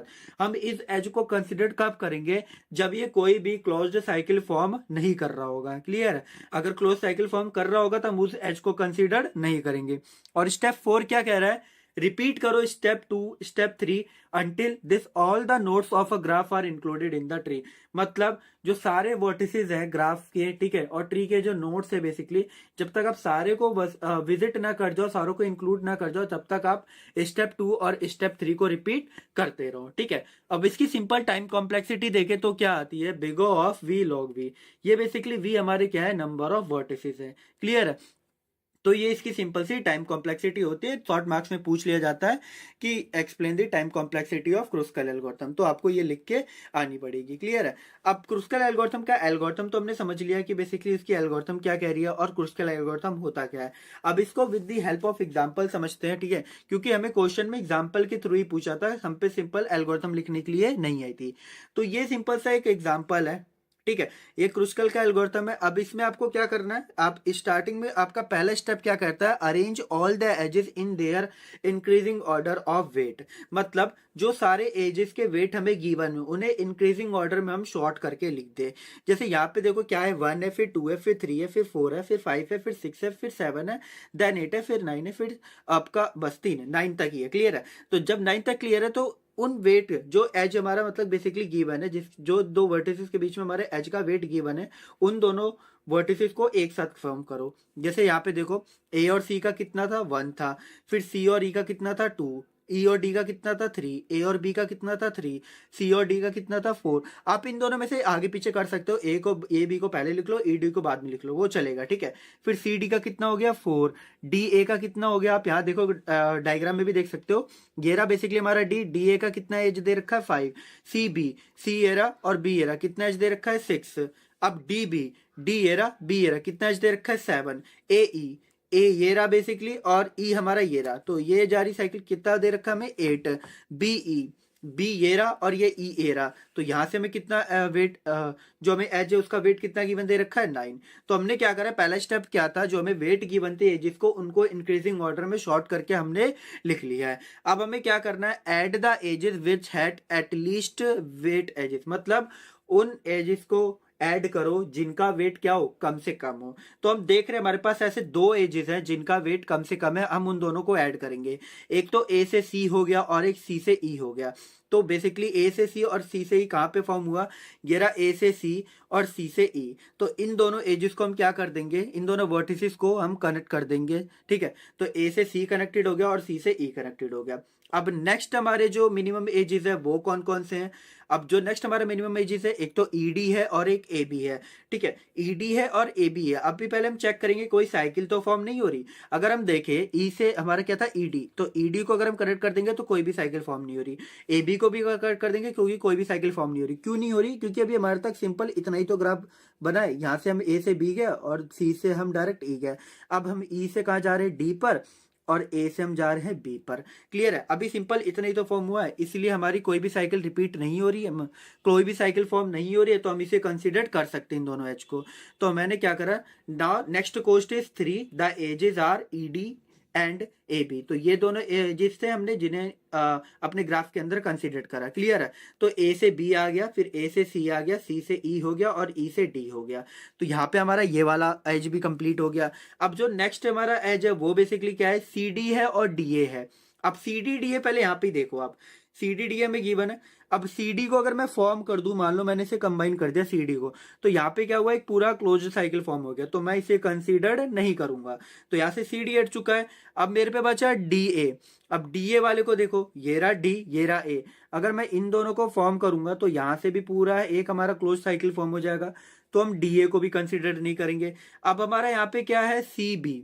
ठीक है, अब यहाँ पे क्या है, सी बी वाले को भी चेक करो, सी बी ए, सी ये रहा, बी ये रहा। अगर मैं इन दोनों को ज्वाइंट कर दूं, ठीक है, इन दोनों को ज्वाइंट कर दूंगा तो मेरा कोई क्लोज साइकिल फॉर्म होगा, फॉर्म होएगा। क्योंकि देखो यहाँ से जैसे आप इन दोनों को आपने क्या करा, कंबाइन कर दिया, तो ये एक हमारा बन चुका था पहले, ये हमने एक एज ऑलरेडी पहले क्रिएट कर दिया था। अब ये हम ऑलरेडी क्रिएट करेंगे, तब हमारा क्या हो जाएगा, यहाँ पे एक साइकिल फॉर्म हो जाएगी।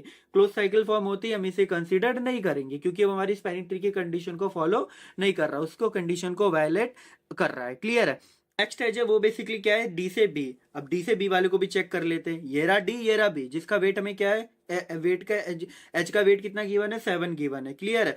लेकिन हमने देखा ए से बी ऑलरेडी हमने एच कनेक्ट कर सकते हैं, कर लिया है। अब डी से बी जैसे हम कनेक्ट करेंगे तो यहाँ से क्या होगा, पूरा एक क्लोज साइकिल फॉर्म हो जाएगा। क्यों? क्योंकि ए से ये बी कनेक्ट था, ए से सी कनेक्ट था और सी से डी कनेक्ट था, सॉरी सी से हमारा ई कनेक्ट था और ई से डी कनेक्ट था, और डी से अगर हम वापस बी कनेक्ट कर देंगे तो ये पूरा एक हमारा ट्रायंगल की फॉर्म में, मतलब ट्रेपेजियम की फॉर्म में एक साइकिल बन जाएगी, जिसलिए हम डी से बी वाले को भी कंसीडर नहीं करेंगे। जब इस वाले को भी हम कंसीडर नहीं करेंगे तब हमारे पास सिंपल अब क्या बचेगा, ए ई को भी आप नहीं रखोगे। क्यों? अगर आप ए ई को रखोगे तो ऑलरेडी हमें दिख रहा है क्लोज साइकिल फॉर्म होते हो, तो हम इसे भी कंसीडर नहीं करेंगे। फिर बी से ई, गेरा बी, गेरा ई, यहां से भी एक पूरा क्लोज साइकिल फॉर्म हो रहा है, तो इसे भी हम कंसीडर नहीं करेंगे। तो ओवरऑल जो हमने कंसीडर्ड एज करे थे, जिसके बेस पर हमारा मिनिमम स्पैनिंग ट्री क्रिएट हुआ है, वो ये है, ए से बी, अब ए से सी से ई और ई से डी। तो ये जो हमारा होगा ये फाइनल मिनिमम स्पैनिंग ट्री होगी। ठीक है, जिसको हमने किसके हेल्प से करा, बेसिकली क्रुस्का एल्गोरिथम की हेल्प से हमने मिनिमम स्पैनिंग ट्री को फाइंड करा है। क्लियर है? तो ये जो मैंने अभी आपको सारी इस डायग्राम के अंदर सारी चीजें बताई, कौन से लूप फॉर्म कर रहा है, कौन से लूप नहीं फॉर्म कर रहा है, उसको मैंने बाकायदा स्टेप बाय स्टेप सारे लिख के भी दिखा दिया कि हर स्टेप में बेसिकली क्या हुआ है। तो एक बार इसे भी हम रीड कर लेते हैं। तो नेक्स्ट क्वेश्चन जो था वो हमारा 4, जिसका एज बेसिकली क्या था, सी डी, उसको हमने डिस्कार्ड करा। क्यों? क्योंकि वो क्लोज लूप फॉर्म कर रहा था। तो एक बार देख लेते हैं। तो ये देखो, जैसे हमारा नेक्स्ट क्वेश्चन क्या था 4, और बेसिकली उसका एज क्या था, सी डी। ठीक है, लेकिन हमने देखा कि ए बी ऑलरेडी हमारा फॉर्म हो रखा था। ठीक है, और साथ ही साथ हमारा सीई भी फॉर्म हो रखा था। क्लियर है? और साथ ही साथ ए से बी भी फॉर्म हो रखा था, और हमारा ई से डी भी फॉर्म हो रखा था। अगर मैं सी से डी, अगर मैं सी से डी को मैच कर देता तो मेरा ये जो नीचे वाला है ये एक लूप फॉर्म कर देता, और मुझे इस लूप से ही बचना है। ठीक है, क्योंकि मिनिमम स्पैनिंग ट्री की कंडीशन क्या होती, कोई भी लूप फॉर्मेशन नहीं होना चाहिए, इसलिए हमने क्या करा, इस सी डी वाले को डिस्कार्ड कर दिया। क्लियर है? तो आपको अब डिस्कार्ड का मतलब अच्छी तरीके से समझ में आओगे कि कैसे डिस्कार्ड हम कर रहे हैं। अब क्या है, नेक्स्ट क्वेश्चन हमारा 5 है, जिसका एज बेसिकली क्या है, डी ए। इसको भी हमने डिस्कार्ड करा। क्यों? क्योंकि ये भी एक क्लोज लूप क्रिएट कर रहा था। फिर नेक्स्ट क्वेश्चन क्या है हमारा 6, और जिसकी एज क्या है बेसिकली सी बी, उसे भी हमने डिस्कार्ड करा। क्योंकि वो भी क्लोज लूप क्रिएट कर रहा था। फिर हमारा नेक्स्ट क्वेश्चन है वो 7 है, जिसका एज बेसिकली डी बी है, उसको भी हमने डिस्कार्ड करा क्योंकि वो भी क्लोज लूप क्रिएट कर रहा था। ठीक है, ऐसी आपका 8 9 को भी मैंने अभी डायग्राम के अंदर बताया था, वो भी आपके क्लोज लूप फॉर्म कर रहे थे, तो इसलिए उनको भी हमने लास्ट में डिस्कार्ड कर दिया। तो अब जो हमारे लास्ट में सिंपल पाथ बच गए, ठीक है, जो वर्टिसेस बचे जिनके रिगार्डिंग एजेस हमने कनेक्ट किए हैं, उन सारी एजेस के जो वेट थे उनको हमें सिंपल सम अप करना है। तो 1 + 3 + 2 + 3 = क्या आएगा, 9। तो जो आपका मिनिमम स्पैनिंग ट्री का जो मिनिमम कॉस्ट फाइंड होगा वो बेसिकली क्या होगा, आपका 9 होगा। क्लियर है? तो इस तरीके हम क्रुस्कल एल्गोरिथम की हेल्प से एमएसटी को फाइंड करते हैं। तो आपको अब समझ में आया होगा कि क्रुस्कल एल्गोरिथम को कैसे हम अप्लाई करते हैं किसी भी न्यूमेरिकल में। क्लियर है? ऐसी जैसे हमारा क्रुस्कल एल्गोरिथम वर्क करता है एमएसटी फाइंड करने के लिए, वैसे ही हमारा प्रिम्स एल्गोरिथम भी वर्क करता है एमएसटी को फाइंड करने के लिए। तो प्रिम्स एल्गोरिथम क्या होता है, एक बार ये भी देख लेते हैं। तो Prim's algorithm is a greedy algorithm that find a minimum spanning tree for a weighted connected graph. आपके पास गिवन ग्राफ होगा या गिवन ट्री होगा जिनके जो एजेस है उन पर आपको वेटेड भी गिवन होंगे साथ ही साथ, ठीक है। उन वेटेड का यूज करके हम क्या फाइंड करेंगे, मिनिमम स्पैनिंग ट्री क्रिएट करेंगे। मिनिमम स्पैनिंग ट्री मतलब मिनिमम कॉस्ट फाइंड करेंगे कि एक नोड से हम दूसरे नोड पर जाने के लिए हमारे पास मिनिमम कॉस्ट क्या आ रही है, क्लियर है। तो वो बेसिकली हम किसकी हेल्प से सॉल्व करते हैं, प्रिंस एल्गोरिथम की हेल्प से सॉल्व करते हैं। क्या एल्गोरिथम शुरू करते हैं, बेसिकली प्रिंस एल्गोरिथम कहता क्या है। तो पहला स्टेप क्या है, initialize the minimum spanning tree with a vertex choose at random. मतलब जो हमारे पास ग्राफ गिवन है या फिर जो ट्री गिवन है उसमें से हम कोई भी वर्टेक्स को रैंडमली चूज कर सकते हैं, ठीक है। Find all the edges that connect the tree to new vertices, find the minimum and add into the tree. तो उस वर्टेक्स जो हमने वर्टेक्स को चूज करा है उस वर्टेक्स से कितने वर्टेक्स कनेक्टेड है और उनके बीच में क्या एज फॉर्मेशन हो रहा है, ठीक है। और उन एज में जिनका वेट मिनिमम है उस एज को हम क्या करेंगे, सेलेक्ट करेंगे और उस पर ट्रेवर्स करना स्टार्ट करेंगे, क्लियर है। अब बेसिकली देखो उसके बाद नेक्स्ट स्टेप क्या होता है, repeat step 1 step 2 until all vertices are mark visited. तो ये जो हमारा स्टेप 1 है और स्टेप 2 है इसे ही हम रिपीट करते रहेंगे कब तक, जब तक हमारे सारे वर्टिसेस मार्क ना हो जाए, क्लियर है। तो सिंपल हमारी जो प्रिंस एल्गोरिथम है तीन स्टेप्स में वर्क करती है, ठीक है। पहला स्टेप क्या होता है, कोई भी वर्टिस को आप चूज करोगे, देन उस वर्टिस से कनेक्टेड जितने भी वर्टिस है उन सब में किस वर्टिस का वेट जो है वो कम दे रखा है, ठीक है। किस एज का वेट कम से कम है उस वर्टिस को सेलेक्ट करके उसके अंदर उस नई ट्री के अंदर उस वर्टिस को हम क्या करेंगे, इंसर्ट कर देंगे। सिंपल की बात है। अब उसको एक एग्जांपल के थ्रू समझते हैं तब ज्यादा अच्छे से क्लियर होगा। तो हमें सिंपल सा एक एग्जांपल दे रखा है, ठीक है। हमें एग्जांपल दे रखा है जिसके अंदर कितने वर्टिस है, 1 2 3 4 5 6 7 8 9 वर्टिसेस है टोटल, जिनके सारे वेट्स हमें गिवन है। हमें इसे प्रिंस एल्गोरिथम की हेल्प से सॉल्व करना पड़ेगा, ठीक है। अब प्रिंस एल्गोरिथम इसमें पहला स्टेप क्या होता है, remove loops and parallel edges. मतलब जितने भी लूप्स है या जितने भी पैरेलल एजेस है उन्हें क्या कर दो, रिमूव कर दो अगर एग्जिस्ट कर रहे हैं, ठीक है। अगर पैरेलल एजेस एग्जिस्ट कर रहे हैं तो उन दो पैरेलल एजेस के बीच में जिसका वेट कम से कम है उसको हम कंसीडर करेंगे और जिसका वेट ज्यादा है उसको हम क्या कर देंगे, रिजेक्ट कर देंगे। तो सिंपल सी ये बात होती है हमारे लूप्स की और पैरेलल एजेस की। अगर लूप्स और पैरेलल एजेस बेसिकली कैसे फॉर्म होते हैं, मैं एक सिंपल सा एग्जांपल लूं। अगर ये ए है मान लो, ये बी है, ठीक है, और ये सी है, ये डी है। एक सिंपल सा ग्राफ हमें गिवन है, हमें क्या है, ए के पास लूप फॉर्म हो रहा है, बी के पास लूप फॉर्म हो रहा है और डी ई के पास हमारा एज फॉर्म हो रहा है, मतलब पैरेलल एज क्रिएट हो रहा है। इन सब की हमें वर्टिस भी गिवन है, इसका 1 है, इसका 5 है, इसका 4 है, इसका 2 है और इसका भी 1 है, ठीक है। और बस बेसिकली सिंपल ये दे रखा है, इनका 3 दे रखा है, इसका 3 दे रखा है। तो पहला स्टेप क्या करते हैं, जितने भी हमारे पास लूप फॉर्मेशन है उनको सिंपल एलिमिनेट कर दो। तो इन दोनों को एलिमिनेट करके हमारे पास क्या बचेगा, अब ए और बी, देन यहाँ से डी एंड देन यहाँ से ई, ठीक है। ए बी सी डी, ये सी और ये डी, क्लियर है। अब सी और डी में क्या है, पैरेलल एजेस फॉर्म हो रहे हैं, ये दोनों आपस में क्या है, पैरेलल एजेस है। तो इन दोनों में से मिनिमम वेट किसका है, इसका है। तो हम इस वाले को कंसिडर करेंगे और इस वाले को क्या कर देंगे, रिजेक्ट कर देंगे। तो ये सिंपल सी बात होती है हमारे पैरेलल एजेस का और लूप का फॉर्मेशन का, क्लियर है। अगर लूप या पैरेलल एजेस है तो उन्हें सिंपल क्या कर दो, डिस्कार्ड कर दो। तो ये जो एग्जांपल मैंने आपको इसमें दिखाया है इसके अंदर ना ही कोई पैरेलल एजेस फॉर्म हो रहा है और ना ही कोई लूप फॉर्म हो रहा है। तो इसे सिंपल हमें प्रिम्स एल्गोरिथम की हेल्प से इसे सॉल्व करना है। अब कैसे सॉल्व करेंगे, पहले मैं आपको इसमें समझाता हूँ पेपर के अंदर, देन हम इसके स्टेप वर्किंग की तरफ बढ़ेंगे। तो हमारे पास क्या है, सिंपल एक गिवन है। मान लो मैंने इस ए वाले जो हमारा वर्टेक्स था इसे स्टार्टिंग वर्टेक्स मान लिया, रैंडमली जिसे चूज करा मैंने, ठीक है। अब इस ए से हमारे कौन कौन से वर्टेक्स कनेक्टेड है, बी कनेक्टेड है, एच कनेक्टेड है। इन दोनों के वेट्स क्या गिवन है, ए से बी वाले का जो वेट गिवन है वो 4 है और ए से एच वाले का जो वेट गिवन है वो मेरे को क्या है, 6 है। तो इन दोनों में मिनिमम कौन सा है, मैं देख रहा हूँ मेरा 4 मिनिमम है, क्लियर है। जब 4 मिनिमम है तो मैं ए से पहले कहाँ जाऊंगा, बी जाऊंगा, क्लियर है। अब मैं बी पे गया, अब मैं बी से चेक करूंगा कौन कौन से एजेस कनेक्टेड है, कौन कौन से वर्टिसेस कनेक्टेड है। तो बी से देख रहे हैं एक तो सी वाला वर्टिस कनेक्टेड है और एक बी से देख रहे हैं हम ये एच वाला वर्टिस कनेक्टेड है, ठीक है। अब ये दोनों हमारे वर्टिस कनेक्टेड है और बी से ऑलरेडी ए बी कनेक्टेड है। तब अब इनमें से हमारे पास मिनिमम क्या है, पहले एच देखो कौन सा बचा, बी सी, बी एच और ए एच। तो इसका भी 6 है, इसका 11, इसका 6 है। तो इन दोनों का जो वेट है वो सिमिलर है, दोनों का 6 6 और मिनिमम है। तो इनमें से आप कोई से भी कंसिडर कर सकते हो। मैं बी से सी चला गया मान लो, ठीक है। मेरा आ गया अब सी। अब हमारे पास सी से क्या क्या एज कनेक्टेड हो रहा है, वर्टिसेस फॉर्म हो रही है वो देखते हैं। सी से क्या एज फॉर्म हो रहा है, एक तो सी से डी फॉर्म हो रहा है, सी से एफ फॉर्म हो रहा है और सी से आई फॉर्म हो रहा है। और प्रीवियसली हमारे पास कौन कौन से एच बच गए, से ए से एच और बी से एच बच गया है, क्लियर है। अब इन सब में से मिनिमम किसका वेट है, इसका 6 है, इसका 11 है, सी से आई का 2 है, सी से एफ का 4 है और सी से डी का 7 है। तो साफ क्लियर हमें विजिबल हो रहा है जो सी से आई है उसका मिनिमम वेट है। तो हम किधर ट्रेवर्स करेंगे, सी से आई की तरफ जाएंगे, जिसका वेट हमें बेसिकली क्या गिवन है, 2 गिवन है, क्लियर है। अब आई से देखो कई सारे वेटेड कनेक्टेड आपको दिख गए हैं, क्या क्या कनेक्टेड दिख गया, आई से आप एच भी जा सकते हो, आई से आप जी से भी जा सकते हो। और प्रीवियस हमारे पास एच कौन कौन से बचे हुए हैं, सी से एफ बचा हुआ है, बी से एच बचा हुआ है, ए से एच बचा हुआ है और सी से डी बचा हुआ है। अब इन सब में से मिनिमम क्या है, तो इसका 6 है, इसका 11 है, इसका भी 6 वेट गिवन है, इसका 7 है, इसका 4 है, इनका 7 है, इनका 6 है। तो हमें साफ क्लियर विजिबल हो रहा है जो सी से एफ है वो मिनिमम वेट है। तो हम सी से एफ की तरफ ट्रेवर्स करेंगे, क्लियर है। अब एफ से देखो कई सारे एजेस वापस फॉर्म हो गए, सी एफ से हम डी जा सकते हैं, एफ से हम ई जा सकते हैं। एफ से डी का वेट है 14, एफ से डी का वेट है एफ से ई का वेट है 10, एफ से हम जी भी जा सकते हैं जिसका वेट क्या है बेसिकली 2। और प्रीवियस हमारे पास क्या क्या वेट एजेस गिवन है, आई से एच है जिसका वेट है 7, आई से जी है जिसका वेट है 6, बी से एच है जिसका वेट है 11 और ए से एच है जिसका वेट है 6। तो इन सब में से मिनिमम हमें साफ क्लियर विजिबल हो रहा है जो एफ से जी है उसका वेट मिनिमम है, जिसका क्या है बेसिकली 2 है। तो हम एफ से जी की तरफ जाएंगे, ठीक है, एफ से जी चले गए जिसका वेट क्या है बेसिकली 2 गिवन है। अब जी से भी कई दो एजेस फॉर्म हो गए, जी से आई फॉर्म हो गया और जी से एच फॉर्म हो गया, ठीक है। अगर जी से हम आई जाएंगे तो उसका वेट है 6 और जी से एच जाएंगे तो उसका वेट है 1। 1 तो सबसे छोटा वेट गिवन है इस पूरे ग्राफ के अंदर, इससे छोटा तो कोई है ही नहीं। तो हम जी से सिंपल किधर जाएंगे, एच की तरफ जाएंगे, क्लियर है। तो कि क्या हो गया, 1 हो गया, ठीक है।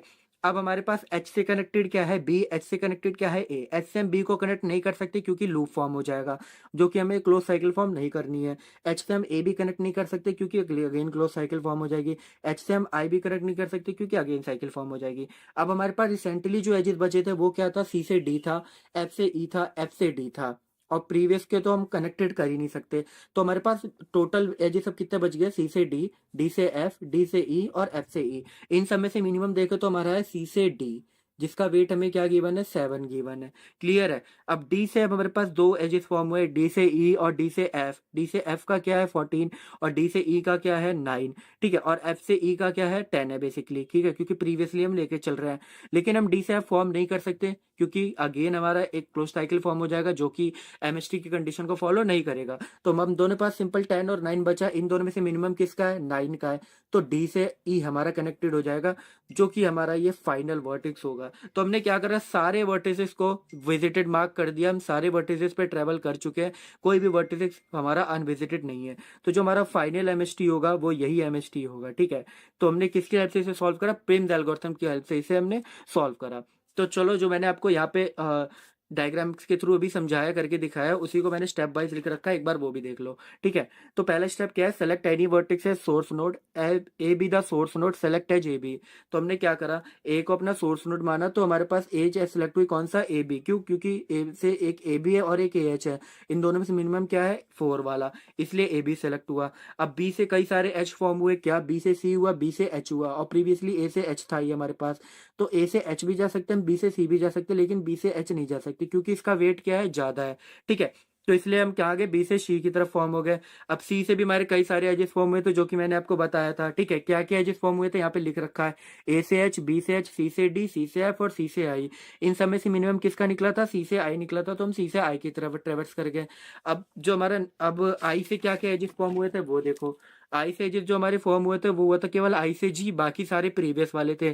तो प्रीवियस में से हमारा सी से एफ वाला जो था वो मिनिमम वेट था, जिसका वेट क्या था 4 था, तो हम सी से एफ की तरफ ट्रेवल करें।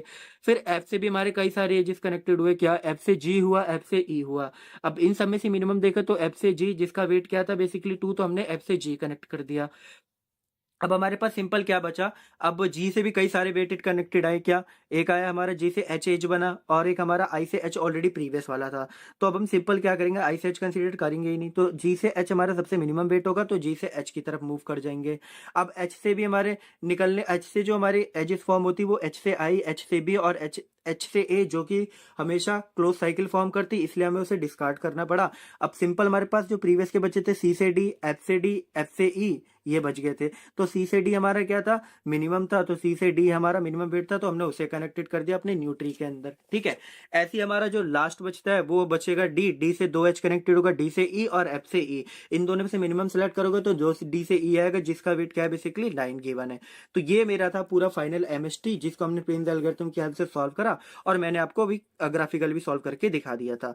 इसका टोटल कॉस्ट फाइंड करें तो क्या आएगा, 4+6+7+9+2+4 2+1 करोगे तो आएगा 35, जो कि आपकी मिनिमम कॉस्ट होगी हर एक वर्टिसेस को विजिट करने की। ठीक है, तो इसकी टाइम कॉम्प्लेक्सिटी जो होती है हमारे प्रिज्म एल्गोरिथम की, वो होती है ई लॉग वी। ई होता है आपका एजेस और वी होता है आपका बेसिकली वर्टिसेस। ठीक है, तो इस तरीके से हम इसकी टाइम कॉम्प्लेक्सिटी भी फाइंड करते हैं। तो प्रिज्म एल्गोरिथम सिंपल सा एल्गोरिथम है जिसके थ्रू हम मिनिमम स्पैनिंग ट्री क्रिएट करते हैं। ठीक है, तो प्रिज्म एल्गोरिथम आपको अच्छी तरीके से समझ में आया होगा। अब जो हमारे इसमें नेक्स्ट टॉपिक है वो है single source shortest path. Clear है, तो क्या है ये problem, the single shortest path problem is about finding the minimum distance और cost to travel between two nodes in a graph. मतलब आपके पास एक गिवन ग्राफ होगा, तो एक नोड से दूसरे नोड पर जाने पर कितनी मिनिमम कॉस्ट आएगी उसको आपको फाइंड करके दिखानी है। ठीक है, तो इसमें भी हम क्या फाइंड करते हैं, शॉर्टेस्ट पाथ फाइंड करते हैं जिसके थ्रू, या फिर मिनिमम कॉस्ट फाइंड करते हैं जिसके थ्रू हम हर एक वर्टिसेस पर विजिट करते हुए चले। क्लियर है, तो इसके लिए हमारे पास बेसिकली दो एल्गोरिथम है जो कि हमारे सिंगल सोर्स शॉर्टेस्ट पाथ पे होती है। एक होती है हमारी डिजगास्त्रा और एक होती है हमारी बेलमैन फोर्ड एल्गोरिथम।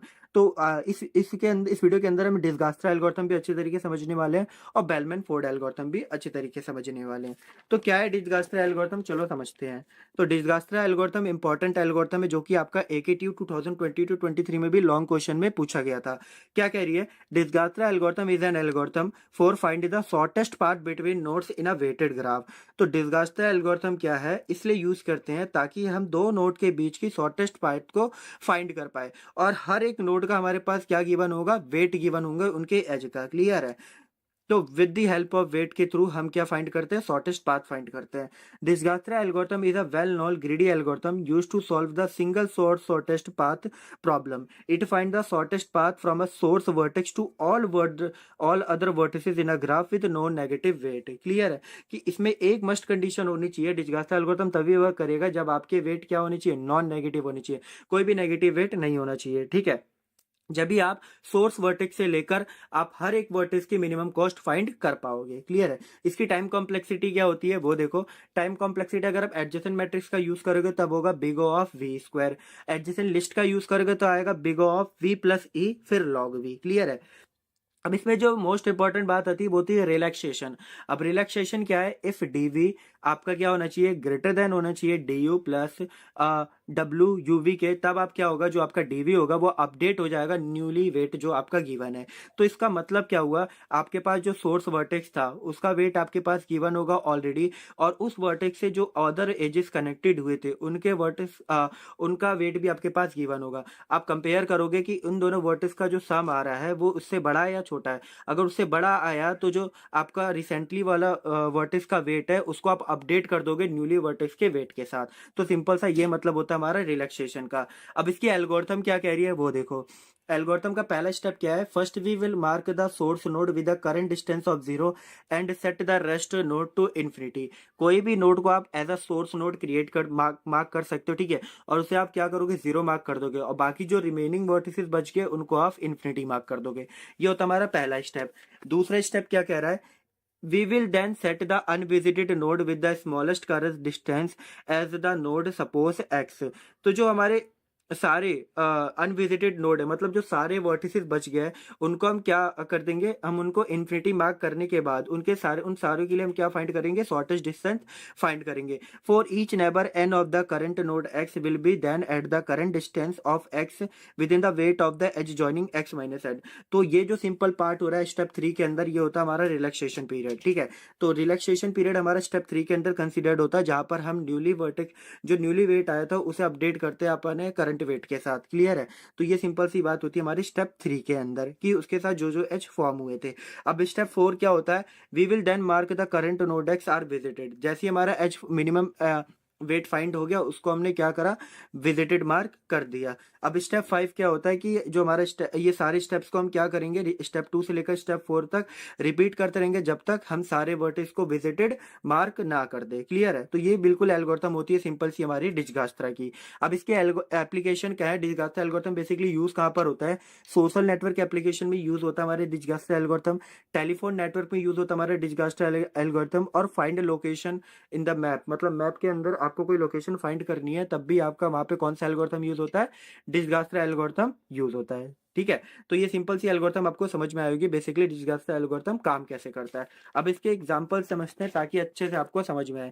देखो इस एग्जांपल को मैं स्टेप बाय स्टेप समझाऊंगा ताकि आपको डिजगास्त्रा एल्गोरिथम बिल्कुल अच्छी तरीके से क्लियर हो जाए, और एग्जाम में भी आप इसी तरीके से लिख के हो ताकि आपको पूरे मार्क्स मिल जाए। ठीक है, तो हमारे पास क्या एक सिंपल सा ग्राफ गिवन है। ठीक है, हमें हमारा सिंपल सा ग्राफ गिवन है जिसके अंदर हमारे पास नंबर ऑफ वर्टिसेस टोटल है 6। ठीक है, और हर एक एज का हमें वेट गिवन है 9, 12, 4, 4, 5, 13, 3, 15, 2। कोई भी नॉन नेगेटिव नहीं है, सारे हमारे पास क्या है, कोई भी हमारे पास सारी हमारी क्या सारी हमारी जो वेट गिवन है वो सारे क्या है, नॉन नेगेटिव है, कोई भी हमारे नेगेटिव नहीं है। तो जिसकी वजह से यहाँ पे हम डिजगास्टर अप्लाई कर सकते हैं। मैंने क्या करा, जो हमारा वन वर्टिस था उसको as a source vertex consider कर लिया। क्लियर है? तो उसके बाद करने के बाद जो हमारा नेक्स्ट स्टेप होता है कि अगर तुमने सोर्स वर्टेक्स को सेलेक्ट कर लिया तो उसको आपको मार्क करना पड़ता है 0 को, और बाकी जो रिमेनिंग वर्टिसेस होते हैं उनको इन्फिनिटी मार्क करना होता है। तो वही करा, यहाँ पे 0 है, बाकी सबको इन्फिनिटी मार्क कर दी। अभी सोर्स के अंदर कोई भी कंसिडर नहीं करा, ये आपकी क्यू है, जो नंबर ऑफ आपके पास बेसिकली इनपुट गिवन है क्या 1 2 3 4 5 6 जो नंबर ऑफ वर्टिसेस थे। और इनिशियली हमने क्या करा, जो वन वर्टेक्स था उसको मार्क कर दिया 0, और अदरवाइज सबको क्या कर दिया, इन्फिनिटी। अब हम करेंगे एक्सट्रैक्ट करेंगे अपने मेन को। तो हमारा मेन इसमें बेसिकली क्या है, 1 का रिलेटेड, वो देखो हमने स्टेप 2 क्या होता है, एक्सट्रैक्ट करते हैं मेन को। मेन को एक्सट्रैक्ट करने का मतलब इन सब में से जो मिनिमम है आपको उसको डब्बे में शो कर देना पड़ेगा, बस उसको मतलब है आपने उस हाईलाइट कर दिया, बेसिकली उसे एक्सट्रैक्ट कर लिया। तो आपने क्या करा, इनमें से जो मिनिमम था उसको एक्सट्रैक्ट कर लिया, सिंपल हाईलाइट कर दिया। ठीक है, तो इस समय से मिनिमम क्या था 0, हमने उसे एक्सट्रैक्ट कर लिया और अपने सोर्स के अंदर 1 को एंटर करा दिया है। ठीक है, अब जो नेक्स्ट स्टेप होता है वो था रिलैक्सेशन का। रिलैक्सेशन ऑल एजेस लिविंग 1, 1 को छोड़कर आपके सारे एजेस को आपको क्या करना पड़ेगा, रिलैक्स करना पड़ेगा। अब कैसे रिलैक्स होगा वो देखो, 1 से एज क्या क्या फॉर्म हो रहा है, एक तो 1 से 2 हो रहा है, एक 1 से 3 हो रहा है। अब इन दोनों में से मिनिमम कौन सा है वो फाइंड करो। देखो इन दोनों, ये 1 से 2 का हमारा क्या फॉर्म हुआ 9, और 1 से 3 का हमारा बेसिकली क्या हुआ 4। तो 1 से 2 पे हमने क्या अपडेट कर दिया, इन्फिनिटी की जगह 9। क्यों, इन्फिनिटी और 9 में मिनिमम कौन सा है हमारा 9 है। इन्फिनिटी और 4 में मिनिमम कौन सा हमारा 4 है, इसलिए इन दोनों को अपडेट कर दिया हमने इन्फिनिटी से किस पे, 4 पे और 9 पे। ये सिंपल सा बात होता है हमारा रिलैक्सेशन का। ठीक है, तो आपको रिलैक्सेशन अब अच्छे तरीके से यहाँ पे क्लियर हुआ होगा। जैसे अब यहाँ पे हमने देखो एक्सट्रैक्ट करा, मिन करा, अब सेम हम यही स्टेप को रिपीट करते रहेंगे अदर वर्टिसेस के लिए, देन हम करेंगे। अब इसमें से मिनिमम कौन सा आपका 3, तो अब हम एक्सट्रैक्ट करेंगे मिन 3 वाले को। ठीक है, क्योंकि यहाँ पे 3 वर्टेक्स पे जिसका वेट क्या है 4, वो हमारा क्या है, मिनिमम वैल्यू है। अब देखो सिंपल वही बात यहाँ पे लिख रखा है, एक्सट्रैक्ट करा हमने मिन को 3 वर्टेक्स वाले को। ठीक है, तो सोर्स के अंदर क्या करा, 1 और 3 कंसिडर्ड हो गया, और 4 जो 3 वर्टेक्स पे जो वेट गिवन था 4, उसको हमने हाईलाइट कर दिया। एक्सट्रैक्ट का मतलब हाईलाइट कर दो। क्लियर है? अब इसके रिलेटेड हमें रिलैक्स करना पड़ेगा, मतलब 4 से जो जो एजेस फॉर्म हो रहे हैं, तो हमारे थर्ड वर्टेक्स से क्या क्या एजेस फॉर्म हुए, एक तो 3 से 5 फॉर्म हुआ, एक 3 से 2 फॉर्म हुआ। तो 3 से 5 का वेट गिवन था 13, और 3 से 2 गिवन था 4।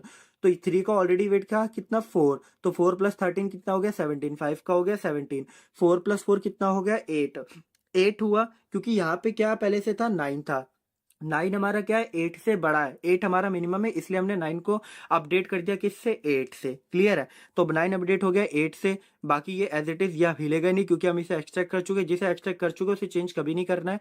अब यहाँ पे क्या है 4, 4 से हम ट्रेवर्स नहीं कर पाए इसलिए इन्फिनिटी, 5 पे हमने 17 कर दिया, और 6 हमारा इन्फिनिटी एज इट का एज इट इज। अब इनमें से एक्सट्रैक्ट करो मेन को, हमारा एक्सट्रैक्ट हमें मेन दिख रहा है क्या है 8 है, जिसका वर्टेक्स बेसिकली क्या है, जिसका वर्टेक्स है 2। ठीक है, तो एक्सट्रैक्ट करेंगे मेन 2 को। ठीक है, जिसका वर्टेक्स क्या है 8। तो अब देखो एक्सट्रैक्ट का मतलब क्या होता है, 8 को हाईलाइट कर दो, 8 को हमने हाईलाइट कर दिया। अब नेक्स्ट स्टेप होता है रिलैक्सेशन का। अब रिलैक्सेशन में क्या करते हैं, रिलैक्सेशन में हम 8 से मतलब 2 वर्टेक्स से जो एजेस कनेक्टेड है उनके वेट गिवन करेंगे। तो 2 से 4 पे हमें 12 था, और 2 से 5 पे हमें 5 था, ये दो एज फॉर्म हो रहे थे। तो यहाँ पे कितना था 8, 8 प्लस 12 कितना हो गया 20, यहाँ पे कितना था 8, 8 प्लस 5 कितना हो गया 13। रिसेंटली में इधर कितना था 17 था, लेकिन हम जानते हैं जो 13 है वो 17 से छोटा है, इसलिए 13 अपडेट हो जाएगा, ठीक है। तो 17 से अपडेट करके हमने इसे क्या कर दिया, 13 कर दिया। तो अब यहाँ पे देखो ये हमारा 8 ऑलरेडी बिन एक्सट्रैक्ट हो चुका, तो इसे चेंज होगा नहीं, 4 पे आ गया 20, 5 वाले वर्टेक्स पे आ गया 13 और 6 वाले पे एज इट इज इन्फिनिटी। अब इनमें से अगेन एक्सट्रैक्ट करो मिन को। अब इनमें से मिनिमम आपकी वैल्यू क्या है, 5 है, जिसका वेट आपके पास क्या गिवन है, 13 गिवन है, ठीक है। तो अब उसे हमें क्या करना पड़ेगा, एक्सट्रैक्ट करना पड़ेगा। क्लियर है। तो देखो यहाँ पे वही वापस कर रखा है, एक्सट्रैक्ट करा हमने मिन को 5 को, जिसका वेट क्या गिवन था 13, मतलब 13 को हाईलाइट करके दिखा दो बॉक्स में। अब रिलैक्स करो 13 से, मतलब 13 कौन से वर्टेक्स पे है, 5 वर्टेक्स पे। तो 5 वर्टेक्स से क्या क्या एज फॉर्म हुई, तो 5 वर्टेक्स से एक तो 6 कनेक्टेड है और 5 से आपका 4 कनेक्टेड है, जिनका वेट है 3 और 15। तो 13 प्लस 3 कितना हो गया, 16, और 13 प्लस 15 कितना हो गया, 28। तो आपने क्या करा, 4 वाले पे आपका 16 कर दिया, पहले क्या था यहाँ पे 20, और 16 छोटा है 20 से, इसलिए 16 यहाँ पर आ गया। और 6 वाले पे कुछ भी नहीं था, इन्फिनिटी था, इन्फिनिटी से छोटी वैल्यू होती है आपकी 28, तो इसलिए यहाँ पे 28 अपडेट हो चुका है। तो आपका सिंपल ये बच गया। अब इन दोनों में से अगेन मिनिमम फाइंड करोगे, तो अगेन मिनिमम आपका आएगा 16। क्लियर है। जो कि कौन सा वर्टेक्स है, वर्टेक्स 4, ठीक है। तो अब एक्सट्रैक्ट करोगे मिन 4 को, ठीक है। एक्सट्रैक्ट करने के मिन 4 के, तब यहाँ पे सिंपल क्या बचेगा, आप इसे जब एक्सट्रैक्ट कर लोगे तो आप इसे हाईलाइट कर दोगे 16 को। अब इसके रिगार्डिंग आपको सारे एजेस को रिलैक्स करना पड़ेगा। तो 4 से बेसिकली दो एक ही एज फॉर्म हो रहा है, वो भी 6 वाला, ठीक है, 6 वर्टेक्स वाला, जिसका वेट क्या है 2 गिवन है। 4 पे कितना है 16, 16 प्लस 2 कितना होता है 18, और ऑलरेडी 6 पे कितना था 28। तो 28 से छोटा होता है 18, इसलिए अपडेट हो जाएगा 28, और यहाँ पे क्या आ जाएगा 18 आ जाएगा। क्लियर है। तो अब सिंपल हमने क्या करा, सारे जो वर्टेक्स थे उन्हें विजिटेड मार्क कर लिया है। अब ये एक्सेप्ट हमारा जो 18 मतलब 6 वाला वर्टेक्स है वो रिमेनिंग रह चुका है, ठीक है। तो 6 वाले वर्टेक्स को हम क्या करेंगे, सिंपल एक्सट्रैक्ट कर देंगे और उसे हाईलाइट कर देंगे, और 6 से कोई भी एज कनेक्ट नहीं हो रहा, तो ये सिंपल यहाँ पे हमारा एंड हो जाएगा। तो हमारा जो फाइनल आउटपुट निकलेगा वो देखो इस तरीके से फॉर्म हुआ। सबका तुमने निकाल लिया, 1 का कॉस्ट लगा 0, 2 का कॉस्ट लगा 8, 3 का कॉस्ट लगा 4, 4 का कॉस्ट लगा 16, 5 का कॉस्ट लगा 13 और 6 का कॉस्ट लगा 18, और साथ ही साथ आपको पाथ भी मिल गया। आपको पाथ क्या मिला, 1 3 2 5 4 6। जो जो आप एक्सट्रैक्ट करते जा रहे थे वही आप सोर्स के अंदर उसे इंसर्ट करते हुए चले जा रहे थे। तो ये रहा आपका पाथ, और ये रहा हर एक विजिटेड वर्टेक्स के लिए क्या कॉस्ट फाइंड हुआ वो चीज, ठीक है। तो इस तरीके से हम फाइंड करते हैं डिजगात्रा एल्गोरिथम की हेल्प से मिनिमम कॉस्ट। क्लियर है। तो आपको स्टेप बाय स्टेप चलना है ताकि आपको पूरे मार्क्स मिल पाए, ठीक है। जैसे मैंने आपको समझाया उसी तरीके से आपको स्टेप बाय स्टेप चलना है ताकि आपका आंसर बिल्कुल अच्छे तरीके से सही हो जाए। क्लियर है। अब जिसमें हमारा लास्ट टॉपिक बचता है वो होता है बेलमैन फोर्ड एल्गोरिथम। तो बेलमैन फोर्ड एल्गोरिथम भी आपका सिंगल सोर्स शॉर्टेस्ट पाथ को फाइंड करने के लिए यूज किया जाता है। ये भी इंपॉर्टेंट एल्गोरिथम है जो कि आपका AKTU 2023-24 में पूछा गया था लॉन्ग क्वेश्चन में। क्या एल्गोरिथम कहती है, it is use to find all shortest path in a graph from one source to all other node. ये भी बेसिकली क्या है, सारे शॉर्टेस्ट पाथ को फाइंड करने के लिए यूज किया जाता है। एक वर्टेक्स से हर वर्टेक्स के लिए क्या शॉर्टेस्ट पाथ फाइंड कर सकते हैं उसको फाइंड करने के लिए हम बेलमैन फोर्ड एल्गोरिथम का यूज करते हैं। The algorithm require that the graph does not contain any cycle of negative length but it does the algorithm is able to detect it. तो इसका मतलब क्या हुआ, सिंपल जो ये एल्गोरिथम कह रही है, तो इसका मतलब ये हो गया कि बेलमैन फोर्ड एल्गोरिथम तभी वर्क करेगी जब आपका जो ग्राफ है कोई भी नेगेटिव साइकिल कंटेन ना कर रहा हो। अब नेगेटिव साइकिल का मतलब क्या हो गया वो मैं आपको समझाता हूँ, ठीक है। तो नेगेटिव साइकिल का सिंपल मतलब ये हो गया, जैसे ये देखो, ये रहा आपका 1 3 2 4, ये आपको कोई एक ग्राफ गिवन है। क्लियर है। अब इसके अंदर नेगेटिव साइकिल कैसे फॉर्म हुआ वो देखो, जैसे यहाँ पे वेट कितना था 3 से 4 का -15, 3 से 2 का कितना था 7, और 2 से 4 का कितना था 7। तो टोटल कॉस्ट निकालोगे तो आएगा 7 प्लस 7 और माइनस का 15, जो कि क्या आएगा 14 माइनस 15। तो इसका कॉस्ट कितना है -1। तो -1 आया मतलब नेगेटिव वैल्यू आई, तो जिस वजह से क्या हुआ, ये नेगेटिव साइकिल फॉर्म कर रहा है। अगर नेगेटिव साइकिल फॉर्म कर रहा है तो हम यहाँ पर बेलमैन फोर्ड एल्गोरिथम का अप्लाई नहीं कर पाएंगे। तो ये सिंपल सा मतलब होता है हमारा नेगेटिव साइकिल का। क्लियर है। अब नंबर ऑफ इटरेशन कितने होंगे इसके अंदर, नंबर ऑफ वर्टिसेस -1। यहाँ पे जो पूरा खेल होता है वो हमारा नंबर ऑफ इटरेशन का होता है, ठीक है। आपको नंबर ऑफ इटरेशन पर ही आपको जितने नंबर ऑफ इटरेशन होंगे आपको इटरेट करना पड़ेगा और वैल्यू फाइंड करनी पड़ेगी और अपडेट करना पड़ेगा। कितनी बार इटरेशन फाउंड होता है, जितना आपके वर्टिसेस है उससे एक कम बार, तो नंबर ऑफ वर्टिसेस -1। क्लियर है। This algorithm use the notation of age relaxation but does not use with greedy method. ये एल्गोरिथम भी रिलैक्सेशन पीरियड का यूज करती है। क्लियर है। एज रिलैक्सेशन का यूज करती है लेकिन ग्रीडी मेथड का यूज नहीं करती है। This algorithm return boolean true if the given digraph contain no negative cycle, they are reachable from source vertex, either it return false।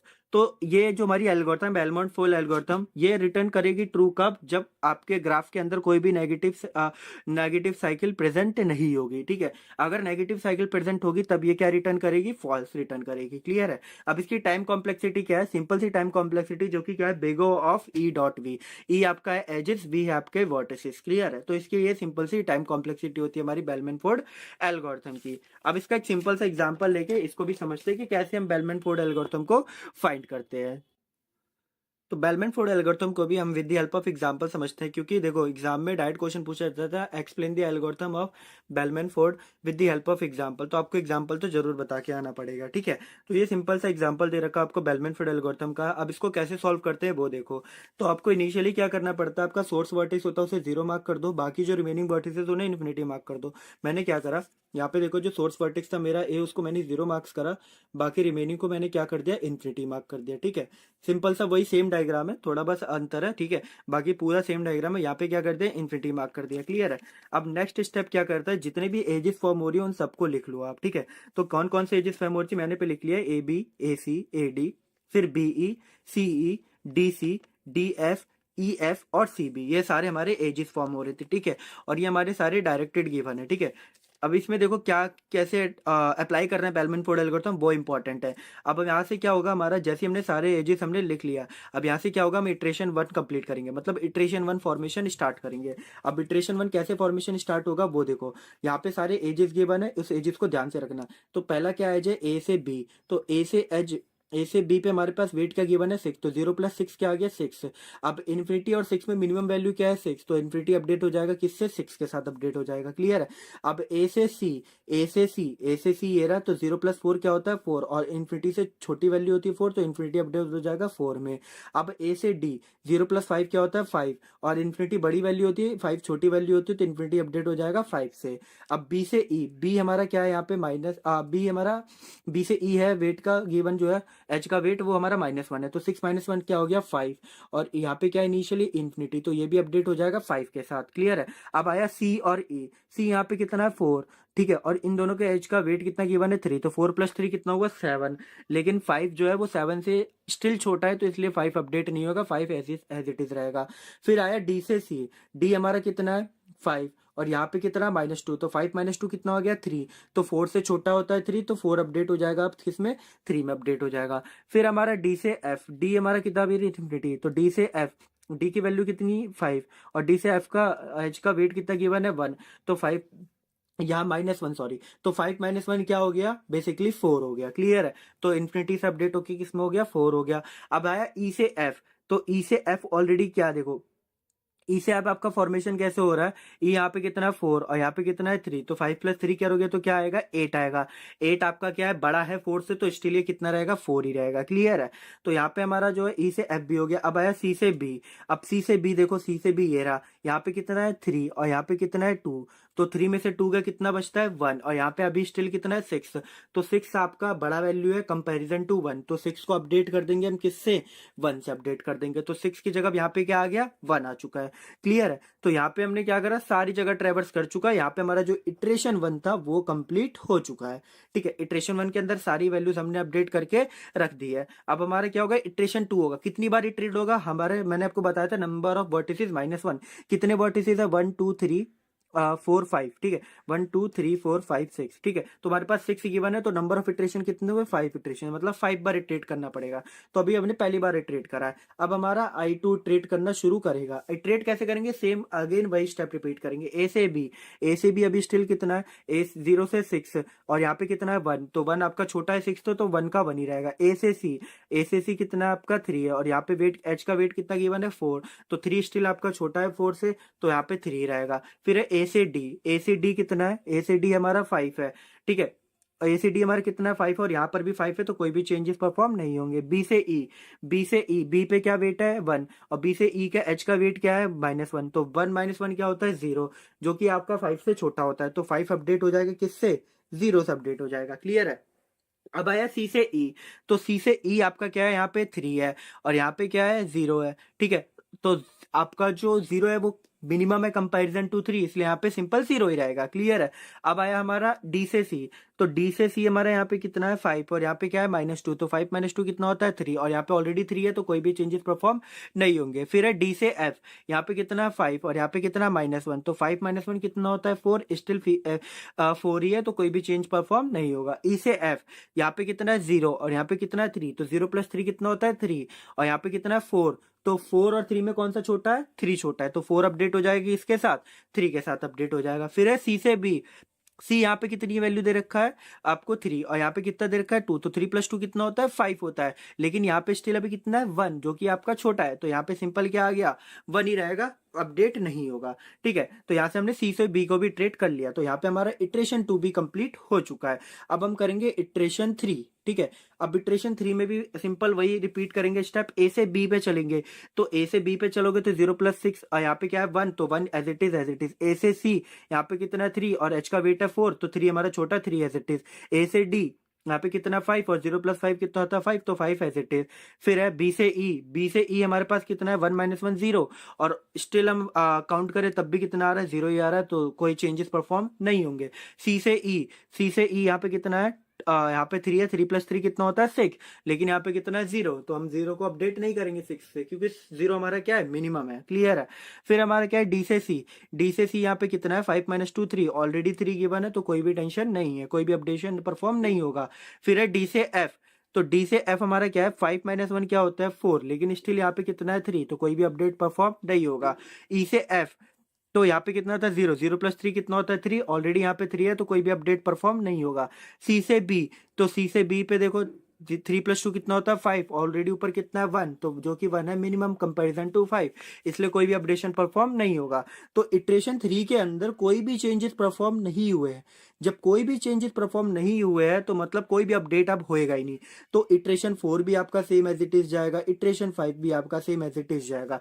तो यहाँ पे मतलब हमारा फाइनल आंसर निकल चुका है, जो हमारा ये सारी एच के जो वर्टिसेस का वेट था वो हमने आंसर फाइंड कर लिया है। जैसे बी का -1 है, डी का 5 है, एफ का 3 है, ई का 0 है, सी का आपका 3 है, ठीक है, और ए का 0 है। क्लियर, तो हमने सारे वर्टिसेस का वेट फाइंड कर लिया है।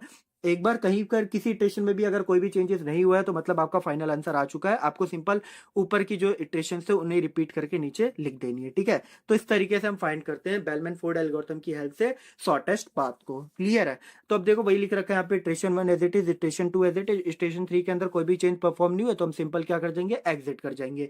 अब सारी वैल्यू लिख दो। ए के साथ क्या था 0, बी के पास क्या वेट आया 1, सी के पास क्या मिनिमम कॉस्ट आई 3 आई, डी के पास क्या मिनिमम कॉस्ट आई 5 आई, और ई के पास क्या मिनिमम कॉस्ट आई 0 आई, और एफ के पास क्या मिनिमम कॉस्ट आई 3 आई। क्लियर है। और साथ ही साथ पाथ भी हमें मिल गया, ए से बी गए, बी से सी गए, सी से डी गए, फिर डी से ई गए और ई से हम एफ गए, तो ये पूरा हमें क्या मिल गया पाथ भी मिल चुका है। क्लियर है।